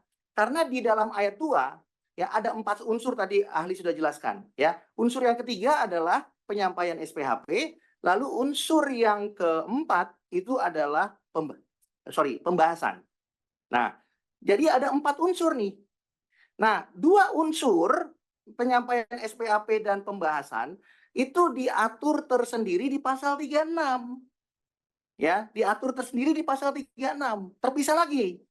Bagaimana dengan 2 unsur yang lain? 2 unsur yang lain itu tidak diatur di dalam Undang-Undang KUP itu, tapi diatur dalam undang-undang yang lain. Pertanyaannya, apakah boleh? Ya boleh saja, itulah undang-undangnya. Ya, maka ahli harus mengatakan kalau tidak ada di Undang-Undang KUP dicari di tempat yang lain. Kalau tidak ada di tempat yang lain, kewenangan hakim menemukan hukum atau fact finding. Ya, nah kembali kepada 2 unsur yang tidak ada sanksi atau akibat hukumnya, yaitu pemeriksaan ulang. Yang kedua adalah pemeriksaan pajak. Untuk pemeriksaan pajak itu adalah jangka waktu pengujian dan jangka waktu pembahasan. Nah, ini sudah diatur jelas jangka waktunya. 6 bulan untuk pengujian lapangan dan 2 bulan untuk pelaksanaan pembahasan. Nah, pertanyaannya adalah, kalau SPHP tidak disampaikan, apakah dibuktikan bahwa pengujian telah selesai? Jawabannya tidak. Untuk membuktikan pengujian telah selesai harus disampaikan SPHP. Pertanyaan berikutnya, apakah SPHP harus disampaikan tepat waktu? Tentu jawabannya iya, karena due process of law-nya begitu. Yang kedua, ya, bagaimana dengan pembahasan? Bagaimana dengan pembahasan yang tidak dilakukan sesuai dengan waktu yang ditentukan? Kembali lagi, itu juga bagian daripada due process of law. Nah, berkaitan dengan pembahasan, misalnya, pembahasan itu dibuktikan dengan apa? Dengan ditandatanganinya risalah ikhtisar berita acara. Nah, dalam perkara Akuo, persoalan pembahasan itu tidak ditandatangani karena hak penggugat tidak diberikan. Menurut penggugat yang diberikan kepada ahli dokumennya, penggugat menyampaikan tanggapan yang dimulai dari formalitas, baru masuk ke materi. Lalu oleh tergugat tidak dituangkan di dalam risalah. Sehingga penggugat tidak mau tanda tangan karena merasa haknya disolimi. Ya, apa yang disampaikan di dalam tanggapan harus dimuat dalam risalah. Itu perintahnya PMK ya di pasal 44. Jadi ketika ada pembahasan, maka harus dituangkan di dalam risalah pembahasan. Nah, ketika pembahasan atau risalah pembahasan itu tidak dibuat sesuai dengan tanggapan atau sanggahan, maka ahli harus mengatakan tidak dilaksanakan pembahasan. Karena apa gunanya dilaksanakan pembahasan kalau haknya penggugat tidak diberikan? Kalau kemudian tergugat hanya berpendapat yang penting ada undangan, yang penting ada pertemuan, tapi haknya penggugat tidak diberikan, maka tidak ada esensinya dong untuk melaksanakan pembahasan. Pembahasan itu dilaksanakan tujuannya memberikan hak kepada penggugat. Nah, kalau haknya tidak dituangkan dalam risalah, maka ahli harus mengatakan bahwa pembahasan dianggap demi hukum tidak dilaksanakan. Karena tidak ada esensi dilaksanakan pembahasan kalau hak penggugat tidak diberikan. Ya. Nah, kalau pembahasan itu dianggap tidak dilaksanakan, maka ada rumusan normanya mengenai sanksi diatur di pasal 36 dan pasal 60 PMK, ya. Nah, kebetulan ada rumusan normanya di situ. Ya, jadi SKP yang diterbitkan tanpa dilaksanakan pembahasan. Ini menjawab pertanyaan Majelis Hakim, pertanyaan tergugat kemarin yang saya lupa namanya kasih TU, ya, yang mengatakan di mana rumusan norma atau dasar hukum yang mengatakan kalau menyampaikan SPHP lewat waktu tuh demi hukum dianggap tidak menyampaikan. Di mana dasar hukum atau rumusan norma yang mengatur kalau melaksanakan pembahasan tapi tidak memberikan hak kepada penggugat untuk dituangkan dalam risalah dianggap tidak melaksanakan pembahasan, ya. Nah, itu nanti ahli akan bahas di putusan yang kedua, ya. Kenapa melakukan sesuatu tapi tidak sesuai due process of law dianggap demi hukum tidak melakukan? Ya, itu sebabnya kembali lagi bahwa pemahaman due process of law itu harus benar-benar solid, ya. Bukan sekedar melakukan. Ya, ahli berikan contoh pada persidangan sebelumnya itu dalam pemahaman mengenai one prestasi. Iya, betul dia melakukan sesuatu tapi tidak tepat waktu. Iya, betul dia melakukan sesuatu tapi tidak sebagaimana mestinya. Iya, betul dia melakukan sesuatu tapi tidak sesuai dengan yang disepakati dalam perikatan. Nah, jadi due process of law itulah yang kemudian harus dipahami. Nah, kemudian tadi penggugat menanyakan mengenai perbedaannya. Jadi ahli harus jelaskan kembali, ya. Kalau itu dimaknai bahwa pengujian itu boleh dilakukan kapan saja, ya, boleh 6 bulan, boleh 8 bulan, bahkan ahli menemui beberapa kasus 2 tahun, tidak ada perpanjangannya. Pertanyaannya apakah itu boleh? Ya, kembali lagi, ya tadi ahli sudah jelaskan. Karena rumusan normanya itu sudah mengatur mengenai jangka waktu 31 ayat 2. Sudah diatur 6 bulan. Yang berikutnya, tadi mengenai pembahasan, ya, diatur dalam jangka waktu 2 tahun. Sehingga, ya, jangka waktu 5 tahun itu, ya, bukan berarti tergugat bisa melakukan pengujian kapan saja, katakanlah ini 5 tahun. Lalu tergugat bisa mengatakan begini, tergugat bisa melakukan pengujian 2 tahun, lalu kemudian pembahasannya 2 tahun, lalu sisa waktunya untuk penerbitan setahun, kan totalnya masih 5 tahun. Iya. Ya. Ya, penjelasannya sudah pernah ya sudah Ya, betul. disampaikan. Jadi ahli ingin menjelaskan majelis bahwa 13 ayat 1 dan 13 ayat 4 itu Ya. tidak sama dengan 31 ayat 2. Sehingga tidak bisa dicampur adukan. Ya, bisa ditangkap. Ya, kalau itu yang mau kalau kemudian ada pemahaman ingin mencampur adukan, maka yang mempunyai pemahaman itu mohon diberikan penjelasan filosofisnya itu apa, kenapa dipisahkan demikian, ya. Nah, oleh karena itu kembali lagi pemahaman mengenai 13 ayat 1 itu berkaitan dengan pemahaman bukti permulaan, ya. Kenapa? Karena di pasal 13 ayat 1 itu adalah penerbitan dalam jangka waktu 5 tahun. Bukti permulaan pun bisa dilakukan 10 tahun. Ya, itu berkaitan dengan jangka waktu pelaksanaan pemeriksaan yang berbeda. Tapi di masing-masing tahapan itu sudah diatur, ya. Di 31 ayat 2 ada 6 bulan dan 2 bulan, di 31 ada 5 tahun, kemudian di pemeriksaan bukper itu di pasal 40-an itu ada 10 tahun. Nah, sehingga dengan demikian rumusan norma itu dibuat dengan maksud tersendiri.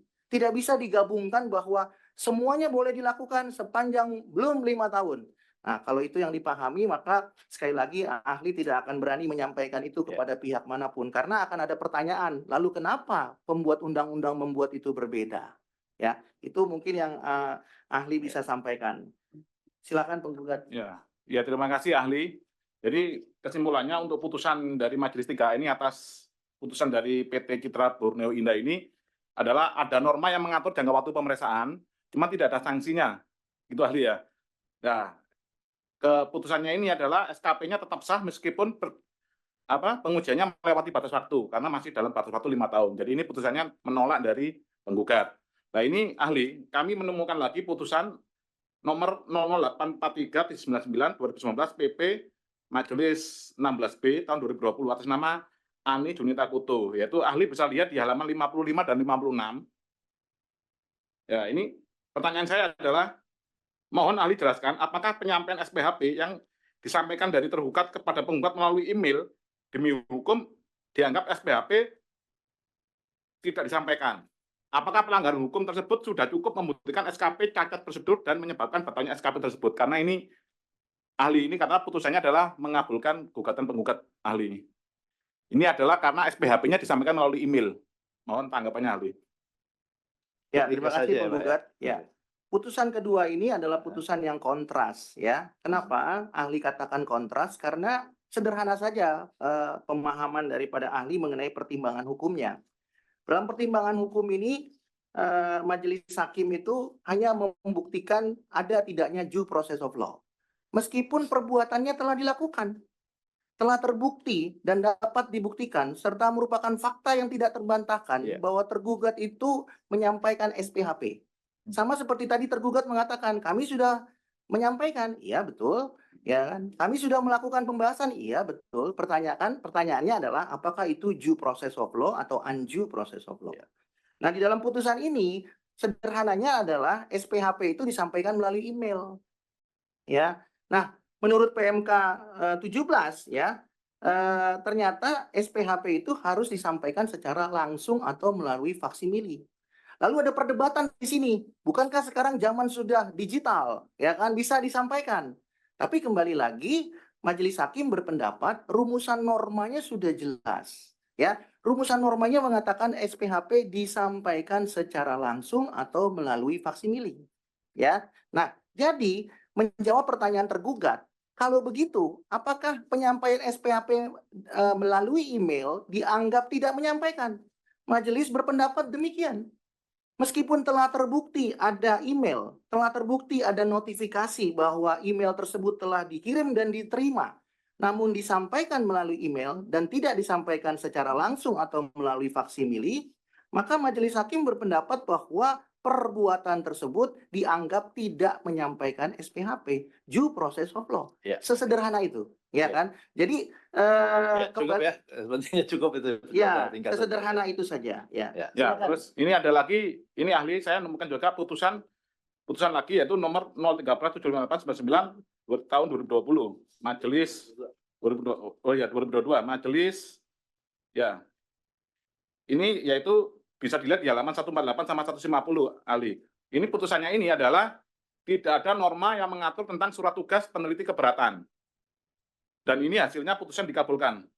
Tidak ada norma yang mengatur tentang ini surat tugas peneliti keberatan dan tidak ada sanksinya juga tidak diatur. Ada dua hal ini, ahli. Ini mau dijelaskan singkat putusan tersebut, ahli. Ya, terima kasih penggugat. Putusan yang pertama tadi ada rumusan norma Ya. mengenai kewajiban, tapi tidak ada rumusan norma mengenai sanksi di Undang-Undang KUP, tapi ada di Undang-Undang Undang-Undang AP. Putusan yang kedua, ada rumusan norma yang mengatur mengenai kewajiban menyampaikan SPHP secara langsung, dan ada juga rumusan normanya yang mengatur mengenai akibat atau sanksi hukum. Nah, yang ketiga ini ekstrim, ya. Tidak ada rumusan norma untuk menyampaikan surat tugas. Tidak ada rumusan normanya. Ini tergugat berkali-kali selalu mengatakan demikian dan ahli pernah sering membaca putusan, ya. Tidak ada rumusan norma untuk menyampaikan surat tugas atau surat tugas pengganti, ya. Yang kedua, tidak ada rumusan norma yang mengatur mengenai akibat atau sanksi hukum. Tidak ada rumusan normanya. Tapi majelis berpendapat, ya, meskipun tidak ada rumusan normanya, tapi tergugat harus membuktikan dasar kewenangannya. Nah, hanya saja majelis hakim tidak mengutip dasar kewenangan itu diatur di mana. Harusnya diatur di pasal 52 ayat 1 huruf A, jungto pasal 66 ayat 1 huruf A. Jadi syarat sahnya keputusan harus diterbitkan oleh pejabat yang berwenang, dan apabila tidak, maka keputusan tersebut menjadi cacat wewenang. Ya, karena cacat wewenang, keputusan menjadi tidak sah dan harus dibatalkan dengan putusan pengadilan. Nah, jadi putusan yang ketiga ini sedikit lebih ekstrim, ya, karena sama sekali tidak ada rumusan norma mengenai kewajiban atau larangan, ya, dan tidak ada rumusan norma mengenai akibat atau sanksi hukum. Tapi tetap majelis hakim membatalkan keputusan keberatan dan pada saat yang bersamaan membatalkan SKP. Nah, kemudian majelis hakim juga berpendapat menurut ahli, ya, bahwa terbuka upaya pemeriksaan ulang kalau memang mau dilakukan, silakan, karena tergugat tidak bisa membuktikan dasar kewenangan. Kalau memang bisa dibuktikan, silakan lakukanlah saja sepanjang memang masih belum daluarsa atau memang masih dimungkinkan oleh peraturan perundang-undangan. Tapi sepanjang tergugat tidak bisa membuktikan dasar kewenangan, maka tidak ada alasan untuk tidak membatalkan. Meskipun tadi ahli katakan tidak ada rumusan norma mengenai kewajiban dan tidak ada rumusan norma mengenai akibat atau sanksi hukum. Begitu. Ini adalah mohon ahli jelaskan apakah SPHP dan undangan pembahasan akhir dapat disampaikan kepada penggugat melalui pihak selain tergugat. Apakah tindakan tersebut dapat dianggap tergugat membocorkan rahasia penggugat yang harus dijaga kerahasiaannya oleh tergugat? Apakah tindakan tersebut dapat menyebabkan batalnya SKP dan SKP pembetulan? Singkat aja ahli. Ya, penggugat bertanya sebenarnya ini mengenai pasal 34 ayat 1. Ya. Nah, perlu ahli jelaskan, pasal 34 ayat 1 Undang-Undang KUP itu melekat kepada Dirjen Pajak dan jajarannya. Dalam perkara aku tentu kepada tim pemeriksa. Pasal 34 ayat 1 itu bukan rumusan norma yang mengatur kepada wajib pajak. Karena disebutkan di sana pejabat. Jelas rumusan normanya disebut pejabat, ya. Jadi kalau misalnya wajib pajak, ya, yang membocorkan rahasia, misalnya dia meliput, memberitahukan kepada orang lain data wajib pajak itu sendiri, tidak ada rumusan norma yang menghukumnya secara pidana. Karena konteks pasal 34 ayat 1 adalah sanksi pidana, ya, yang dihubungkan dengan pasal 41 Undang-Undang KUP. Jadi kewajiban yang melekat itu kepada kewajiban hukum untuk tidak menyampaikan atau membocorkan rahasia atau data WP itu melekat kepada pejabat, bukan melekat kepada WP itu sendiri. Nah, ketika wajib pajak atau penggugat mengetahui bahwa ada pihak lain yang menerima katakanlah SPHP atau menerima undangan pembahasan, maka patut diduga tergugat ini kan telah menyampaikan kepada pihak yang menyampaikan SPHP atau undangan tersebut mengenai hal-hal berkaitan dengan perkaranya. Tidaklah mungkin tergugat itu menyampaikan kepada pihak tersebut atau pihak lain tersebut yang tadi ahli dengar itu namanya Pak Pugo, ya. Nah, tidaklah mungkin tergugat menyampaikan kepada Pak Pugo itu seolah-olah Pak Pugo itu adalah kurir, karena yang bersangkutan bukan merupakan kurir resmi. ya berdasarkan dokumen yang diberikan penggugat kepada ahli, tergugat ini kan ternyata maksud saya Pak Pugo ini kan bukan seorang kurir yang resmi ya, dan juga ternyata beliau adalah mantan pegawai Dirjen Pajak, sehingga ada patut diduga dan ada kemungkinan besar dan berpotensi bahwa tim pemeriksa itu sudah membocorkan apa yang menjadi kasus PT Arion kepada yang bersangkutan. Kecuali kalau yang bersangkutan itu adalah kurir, karena tidak mungkin kalau tim pemeriksa bicara kepada kurir mengenai materi atau perkaranya, itu tidak mungkin ya. Karena selain daripada kurirnya tidak memahami, ya, dan itu menurut ahli bukan kewenangan daripada kurir. Tapi kalau dia bukan kurir, apalagi dia mantan pegawai DJP dan apalagi mantan pemeriksa, maka patut diduga informasi yang disampaikan oleh tim pemeriksa atau tergugat itu sudah masuk kepada substansi perkara atau materi yang sedang diperiksa oleh tergugat terhadap penggugat. Sehingga dengan demikian terbuka upaya hukum pasal 41 ya, tinggal nanti dibuktikan saja, dan itu bukan ranahnya pengadilan pajak ya, itu adalah ranahnya pengadilan negeri ya, melalui proses penyidikan ya atau proses penyelidikan. Demikian. Ini tinggal satu, ini majelis mohon ini tinggal satu, jadi mau saya katakan ya, dia karena sering disebut sama tergugat yaitu kondisi pemeriksaan pajak yang luar biasa dan tidak biasa. Menurut pengetahuan ahli, apakah dalam pemeriksaan pajak terdapat kondisi luar biasa dan tidak biasa? Apakah kondisi luar biasa dan tidak biasa dapat digunakan sebagai alasan untuk melanggar prosedur pemeriksaan? Apakah peraturan perundang-undangan perpajakan mengaturnya? Terus ini sekalian tadi yang belum ditanggapi oleh tergugat, yaitu masalah pra SPHP dan undangan pembahasan 2 kali itu kan tidak ada normanya, itu seperti apa pendapat ahli? Jadi sekalian jadi satu ahli. Jadi keadaan luar biasa, pra SPHP dan undangan pembahasan yang dua kali. Ya, Ya. Ya, karena izin ahli, kenapa kami menanyakan perihal pembahasan akhir 2 kali gitu, karena tergugat dalam penjelasan tertulisnya menyampaikan bahwa pembahasan akhir dilakukan 2 kali itu adalah kebijakan pimpinan. Jadi mohon penjelasannya betul. Apakah diperbolehkan seperti itu atau tidak? Mohon izin untuk dijelaskan. Terima kasih penggugat. Pertanyaan penggugat pertama adalah mengenai pra SPHP. Kembali lagi ahli harus mengatakan bahwa ahli tidak akan berkomentar mengenai tataran empirik, tapi ahli akan berkomentar mengenai tataran yuridis, ya. Nah, kalau kita bicara hukum acara pemeriksaan pajak yang diatur dalam pasal 31 ayat 1 dan ayat 2 Undang-Undang KUP dan turunannya, ya, maka tidak ada rumusan norma yang mengatur mengenai pra SPHP. Kalau kemudian tergugat mengatakan ada pra SPHP, maka tergugatlah yang harus membuktikan karena tergugat yang mendalilkan. Tapi sepanjang pengetahuan ahli di PMK 17 maupun 184 maupun 18 tidak pernah diatur mengenai hukum acara pemeriksaan pajak yang meliputi pra SPHP, ya. Ini sudah ada perkaranya juga sampai ke Pengadilan Negeri Tanjung Karang ini, ya, mengenai pra SPHP, ya. Kenapa? Karena ada pihak-pihak yang dirugikan, ya. Tapi lain waktu ahli akan memberikan pendapat mengenai itu. Nah, pra SPHP ini tidak diatur rumusan normanya sebagai suatu kewajiban, ya, dan tidak ada juga rumusan norma yang mengatur mengenai sanksinya.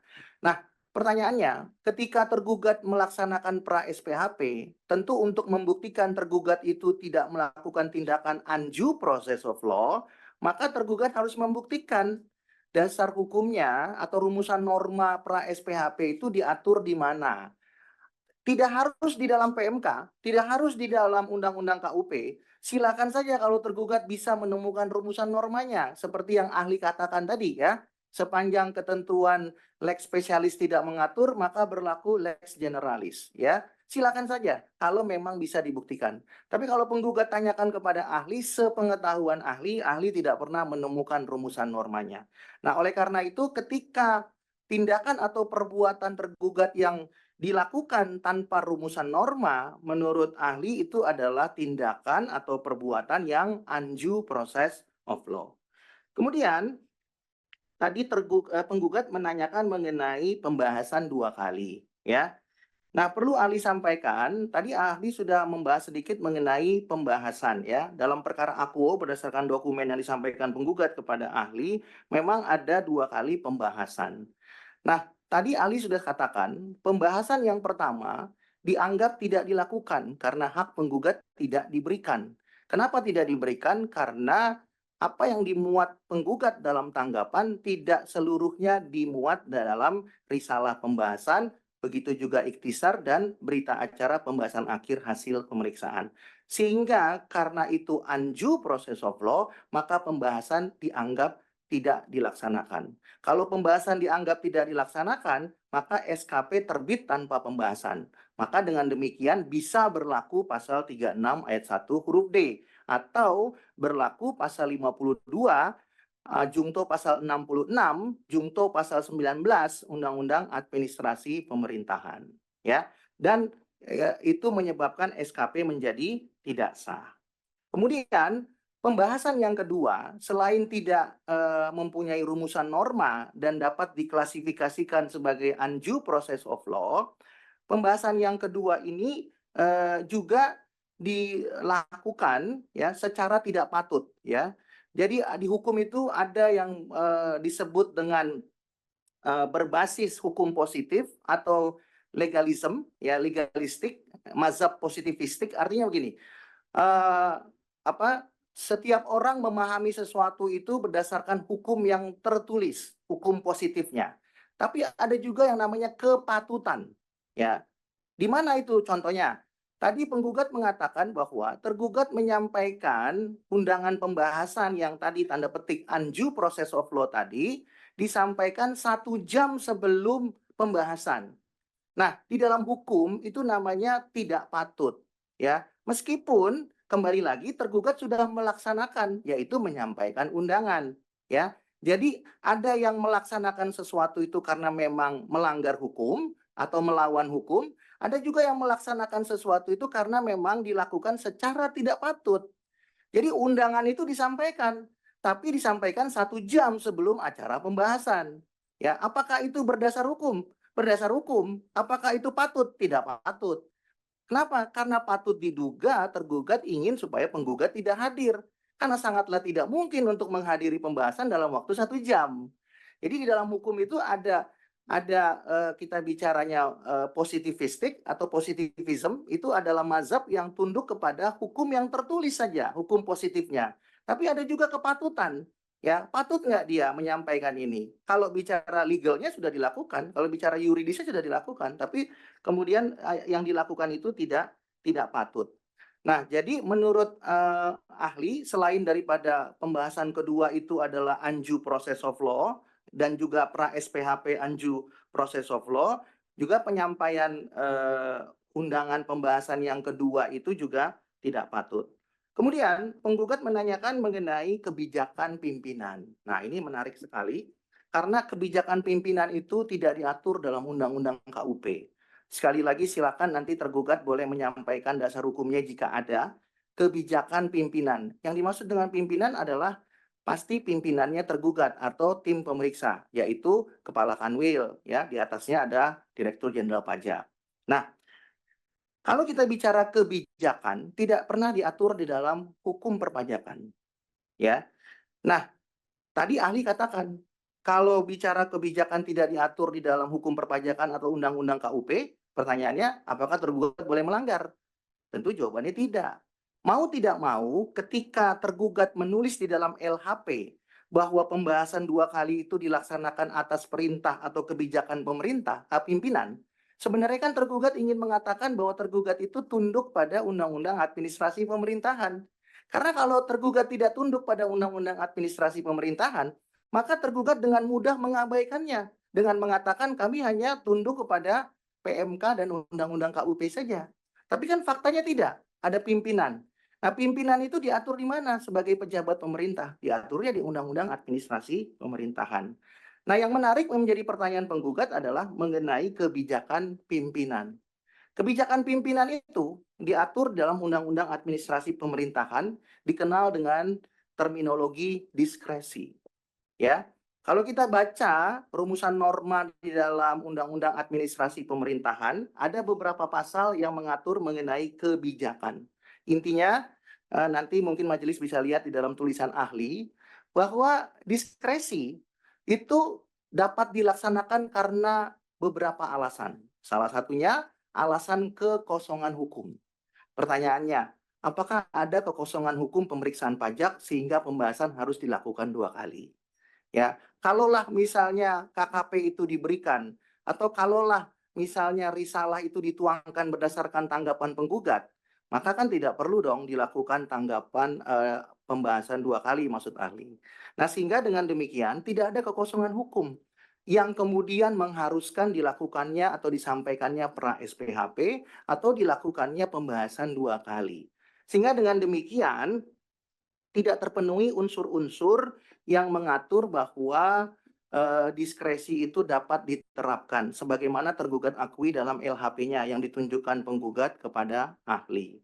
Kemudian yang kedua, penggugat perlu ahli sampaikan bahwa diskresi itu ketika dilakukan selain dalam kondisi kekosongan hukum, diskresi tersebut tidak boleh bertentangan dengan hukum positif yang berlaku. Pertanyaannya, apakah sudah ada hukum positif yang berlaku? Ada. Hukum acara pemeriksaan pajak. Apakah itu bertentangan menerbitkan pra SPHP? Iya, karena tidak diatur. Yang kedua, apakah kemudian boleh melakukan pembahasan akhir hasil pemeriksaan 2 kali? Tidak diatur juga, ya kan? Nah, oleh karena itu kembali lagi, kalau pra SPHP dan pembahasan akhir 2 kali dilakukan, maka itu bertentangan dengan hukum positif yang diatur dalam pasal 31 ayat 2 Jungto PMK 17/2013, ya.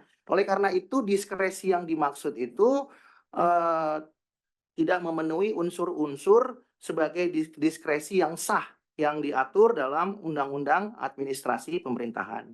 Kemudian majelis perlu ahli tambahkan bahwa tergugat, tim pemeriksa, tim sidang, ya, atau tim peneliti keberatan, tim peneliti pembetulan, atau mungkin tim pemeriksaan QA, ya, itu mereka adalah pegawai yang bukan tunduk kepada pimpinan, tapi tunduk kepada hukum yang berlaku. Pimpinan menjadi berlaku ketika ada kekosongan hukum. Itulah terbit diskresi. Tapi ketika hukumnya telah mengatur dengan tegas, maka hukum positif tidak bisa dikesampingkan oleh kewenangan pimpinan. Karena kembali lagi, ahli harus katakan bahwa negara kita adalah negara hukum, maka hukum harus menjadi panglima. Nah, jadi bukan pimpinan yang jadi panglima kalau kita bicara tataran yuridis. Tapi dalam tataran praktek itu terjadi sebaliknya. Oleh karena itu, ahli mengatakan bahwa ahli tidak akan berkomentar mengenai tataran empirik. Karena tataran yuridisnya adalah negara Indonesia negara hukum. Dan hukumnya mengatur dengan tegas. Maka tergugat tidak tunduk ya kepada, mohon maaf dan mohon izin, Kakanwil, Dirjen Pajak sepanjang hukumnya jelas. Oke. Kalau ada kekosongan baru boleh kemudian diisi. Oke, sudah cukup ya, sudah cukup jelas ya semuanya. Izin yang mulia, tambah satu yang mulia. Izin yang mulia yang terakhir yang mulia. Apa-apa? Enggak, ini cepat aja Pak Musyaman ya. Baik, terima kasih yang mulia. Ini lagi-lagi saya masih mau membahas mengenai perekaman audiovisual. Jadi sudah dijawab tadi oleh tergugat. bukan, kepada ahli yang mulia, kepada ahli yang mulia. Jadi mohon maaf yang mulia, untuk kepada ahli ini kan sudah terbuka terang benderang bahwa rekaman audiovisual itu tidak ada atau ada tetapi tidak ada gitu ya. Intinya sih menurut ahli mungkin ada tetapi tidak ada. Intinya kan tidak pernah ditunjukkan di ruangan persidangan ini bahwa rekaman audiovisual itu ada atau pernah ada tetapi hilang. Itu tidak pernah dibuktikan. Itu hanyalah asumsi saja dan disampaikan secara pendapat. Nah, pertanyaan saya kepada ahli adalah begini, apabila suatu bagian yaitu audiovisual itu wajib dan tidak terpisahkan ternyata tidak ada, apakah pembahasan akhir itu dapat dianggap sah atau tidak ada? Yang kedua, tergugat mengatakan bahwa barangnya itu pernah ada, CCTV-nya ada, tetapi barang tidak ada karena tidak pernah ditunjukkan di dalam persidangan ini melalui argumen gitu kan. Jadi apakah barang tersebut dianggap ada atau tidak ada? Begitu yang ahli. Terima kasih ya ahli. Ya, langsung Ya, Majelis ringkas Hakim. saja, bisa Ya. nggak itu alat rekam itu bagi Eh, bagian? Kembali lagi ahli harus menjawab dengan tataran yuridis, Ya. ya. Tadi penggugat sudah mengatakan melalui kuasa hukumnya ada SE 12 dan juga ada SE 10, Ya, oke. ya. Tapi mungkin kuasa penggugat tidak menyebutkan ada PR 7. Nah. Kalau kita bicaranya SE, bisa saja tergugat mengatakan SE itu hanya berlaku internal kami, Ya. tapi bukan merupakan bagian peraturan perundang-undangan yang diatur di pasal 7 dan pasal 8 Undang-Undang P3. Tapi ada PR 7 yang mengatakan bahwa perekaman audiovisual itu harus dilakukan. Nah, yang menjadi pertanyaan, kalau rekaman audiovisual itu pernah ada, tapi karena tidak pernah di-download, tadi keterangan tergugat, dan akhirnya karena tidak pernah di-download, maka waktunya habis. Menurut ahli, itu bukan alasan kalau PR 7 itu dianggap sebagai hierarki peraturan perundang-undangan. Kalau tergugat tidak tunduk pada atau ingin mengatakan SE hanya untuk tergugat sendiri, maka tergugat tidak bisa mengatakan bahwa PR 7 juga hanya untuk tergugat sendiri. Karena PR 7 juga itu adalah merupakan peraturan Dirjen Pajak yang diamanatkan oleh Menteri. Sementara peraturan Menteri diatur di pasal 8 Undang-Undang P3. Nah, jadi kalau kemudian itu tidak dilaksanakan, maka kembali lagi ada undue process of law. Yang menjadi pertanyaan sekarang adalah bagaimana majelis hakim bisa membuktikan apa yang terjadi di dalam pembahasan kalau kemudian rekaman audiovisual itu tidak disampaikan, ya.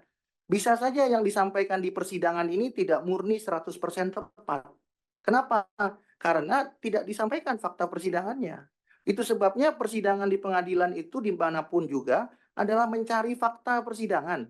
Dan kalau ada pihak-pihak yang berbohong, maka berlaku sanksi pidana, pasal 242 KUH pidana. Nah, kalau di luar, berbohong itu tidak ada sanksi pidananya, kuasa penggugat. Kalau di dalam persidangan ada sanksinya. Nah, oleh karena itu perlu dibuktikan, ya.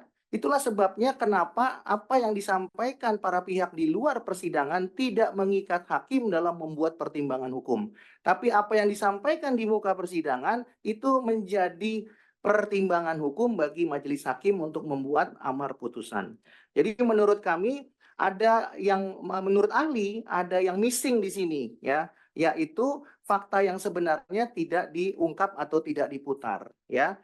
Dan itu kembali kepada kewenangan majelis hakim nanti untuk memberikan pertimbangan hukum. Tapi pada prinsipnya itu adalah undue process of law yang telah terbukti dilakukan oleh tergugat, ya. Itu yang perlu ahli sampaikan. Yang terakhir majelis mungkin sebagai penutup,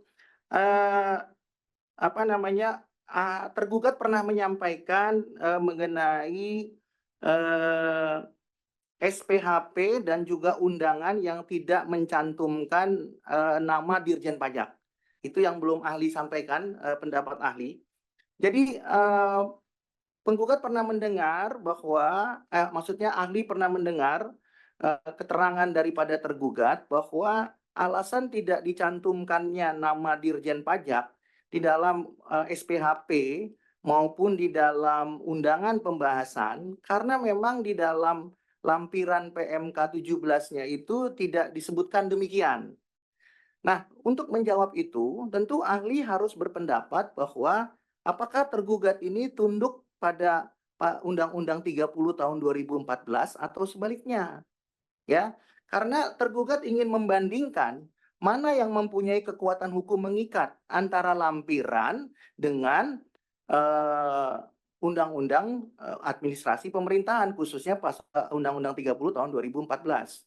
Di dalam Undang-Undang Administrasi Pemerintahan, khususnya pasal 14 ayat 4 dan 14 ayat 8, telah tegas disebutkan bahwa ketika mandat itu diberikan, maka ya tanggung jawab dan tanggung gugat itu tetap ada pemberi mandat. Dan oleh karena itu, nama pemberi mandat tetap harus dicantumkan untuk membuktikan bahwa kewenangan itu tidak beralih kepada penerima mandat, tapi tetap berada kepada pemberi mandat. Ya, jelas sekali di pasal 14 ayat 4 dan ayat 8 ya mengatakan nama Dirjen Pajak sebagai pemberi mandat harus dicantumkan. Nah, persoalannya kalau SPHP dicantumkan hanya oleh pihak lain yang menurut penggugat itu namanya Kabid P2IP atau mungkin pihak lain yang mungkin ahli tidak bisa ingat, ya, maka tidak terpenuhi unsur-unsur yang diatur dalam pasal 14 ayat 4 Jungto pasal 14 ayat 8 Undang-Undang Administrasi Pemerintahan. Karena apa? Karena jelas rumusan normanya mengatur kewajiban mencantumkan pemberi mandat. Nah, kalau kemudian pemberi mandat itu tidak ada, maka dapat diduga bahwa SPHP dan undangan pembahasan itu tidak disampaikan atau tidak berasal dari pihak yang berwenang. Dalam hal ini adalah Direktur Jenderal Pajak. Nah, oleh karena itu rumusan norma pasal 14 ayat 4 dan 14 ayat 8 telah dengan tegas mengatur, ya. Nah, pertanyaan berikutnya, sanksinya apa? Kembali lagi, ya, pasal 52 ayat 1 huruf A dan 66 ayat 1 huruf A. Ya, keputusan menjadi tidak sah karena cacat wewenang. Kenapa cacat wewenang? Karena yang berwenang hanya Dirjen Pajak, tadi sudah ahli jelaskan. Tidak ada pihak lain yang berwenang. Oleh sebab itu perkara ini kan bukan terhadap Kakanwil maupun terhadap tim pemeriksa, tapi terhadap Direktur Jenderal Pajak. Nah, sehingga dengan demikian menurut ahli, ya, tentu tergugat harus bisa membuktikan apakah lampiran itu lebih mempunyai kekuatan hukum mengikat dibandingkan dengan pasal 14 ayat 4 Jungto pasal 14 ayat 8 Undang-Undang Administrasi Pemerintahan. Tapi ahli harus katakan sepertinya tidak, ya, karena jelas sekali sudah diatur dalam rumusan normanya. Itu mengenai rumusan norma kewajiban. Lalu sanksinya, rumusan normanya jelas kembali lagi diatur di dalam pasal 52 dan pasal 66 Jungto pasal 19, sehingga keputusan menjadi tidak sah dan kewenangan membatalkannya ada pada pengadilan. Demikian majelis. Baik, semua sudah ditangkap ya, dari majelis juga sudah merekam semua persidangan ini ya, dari penggugat sudah lengkap semua ya. Nanti di sidang berikutnya dituangkan dalam bentuk tulisan ya, semuanya, dan tulisannya nanti selain yang bentuk PDF, majelis membutuhkan yang bentuk Word juga. Baik. Ya, oke ya. Baik ya, dari pihak tergugat, nanti kalau memang masih ada penjelasan dari penggugat tanggapan hari ini yang perlu ditanggapi lagi di dalam closingnya, silakan nanti di closingnya ditambahkan, disempurnakan, dan penggugat juga sama menyampaikan closing di sidang berikutnya ya, gitu ya.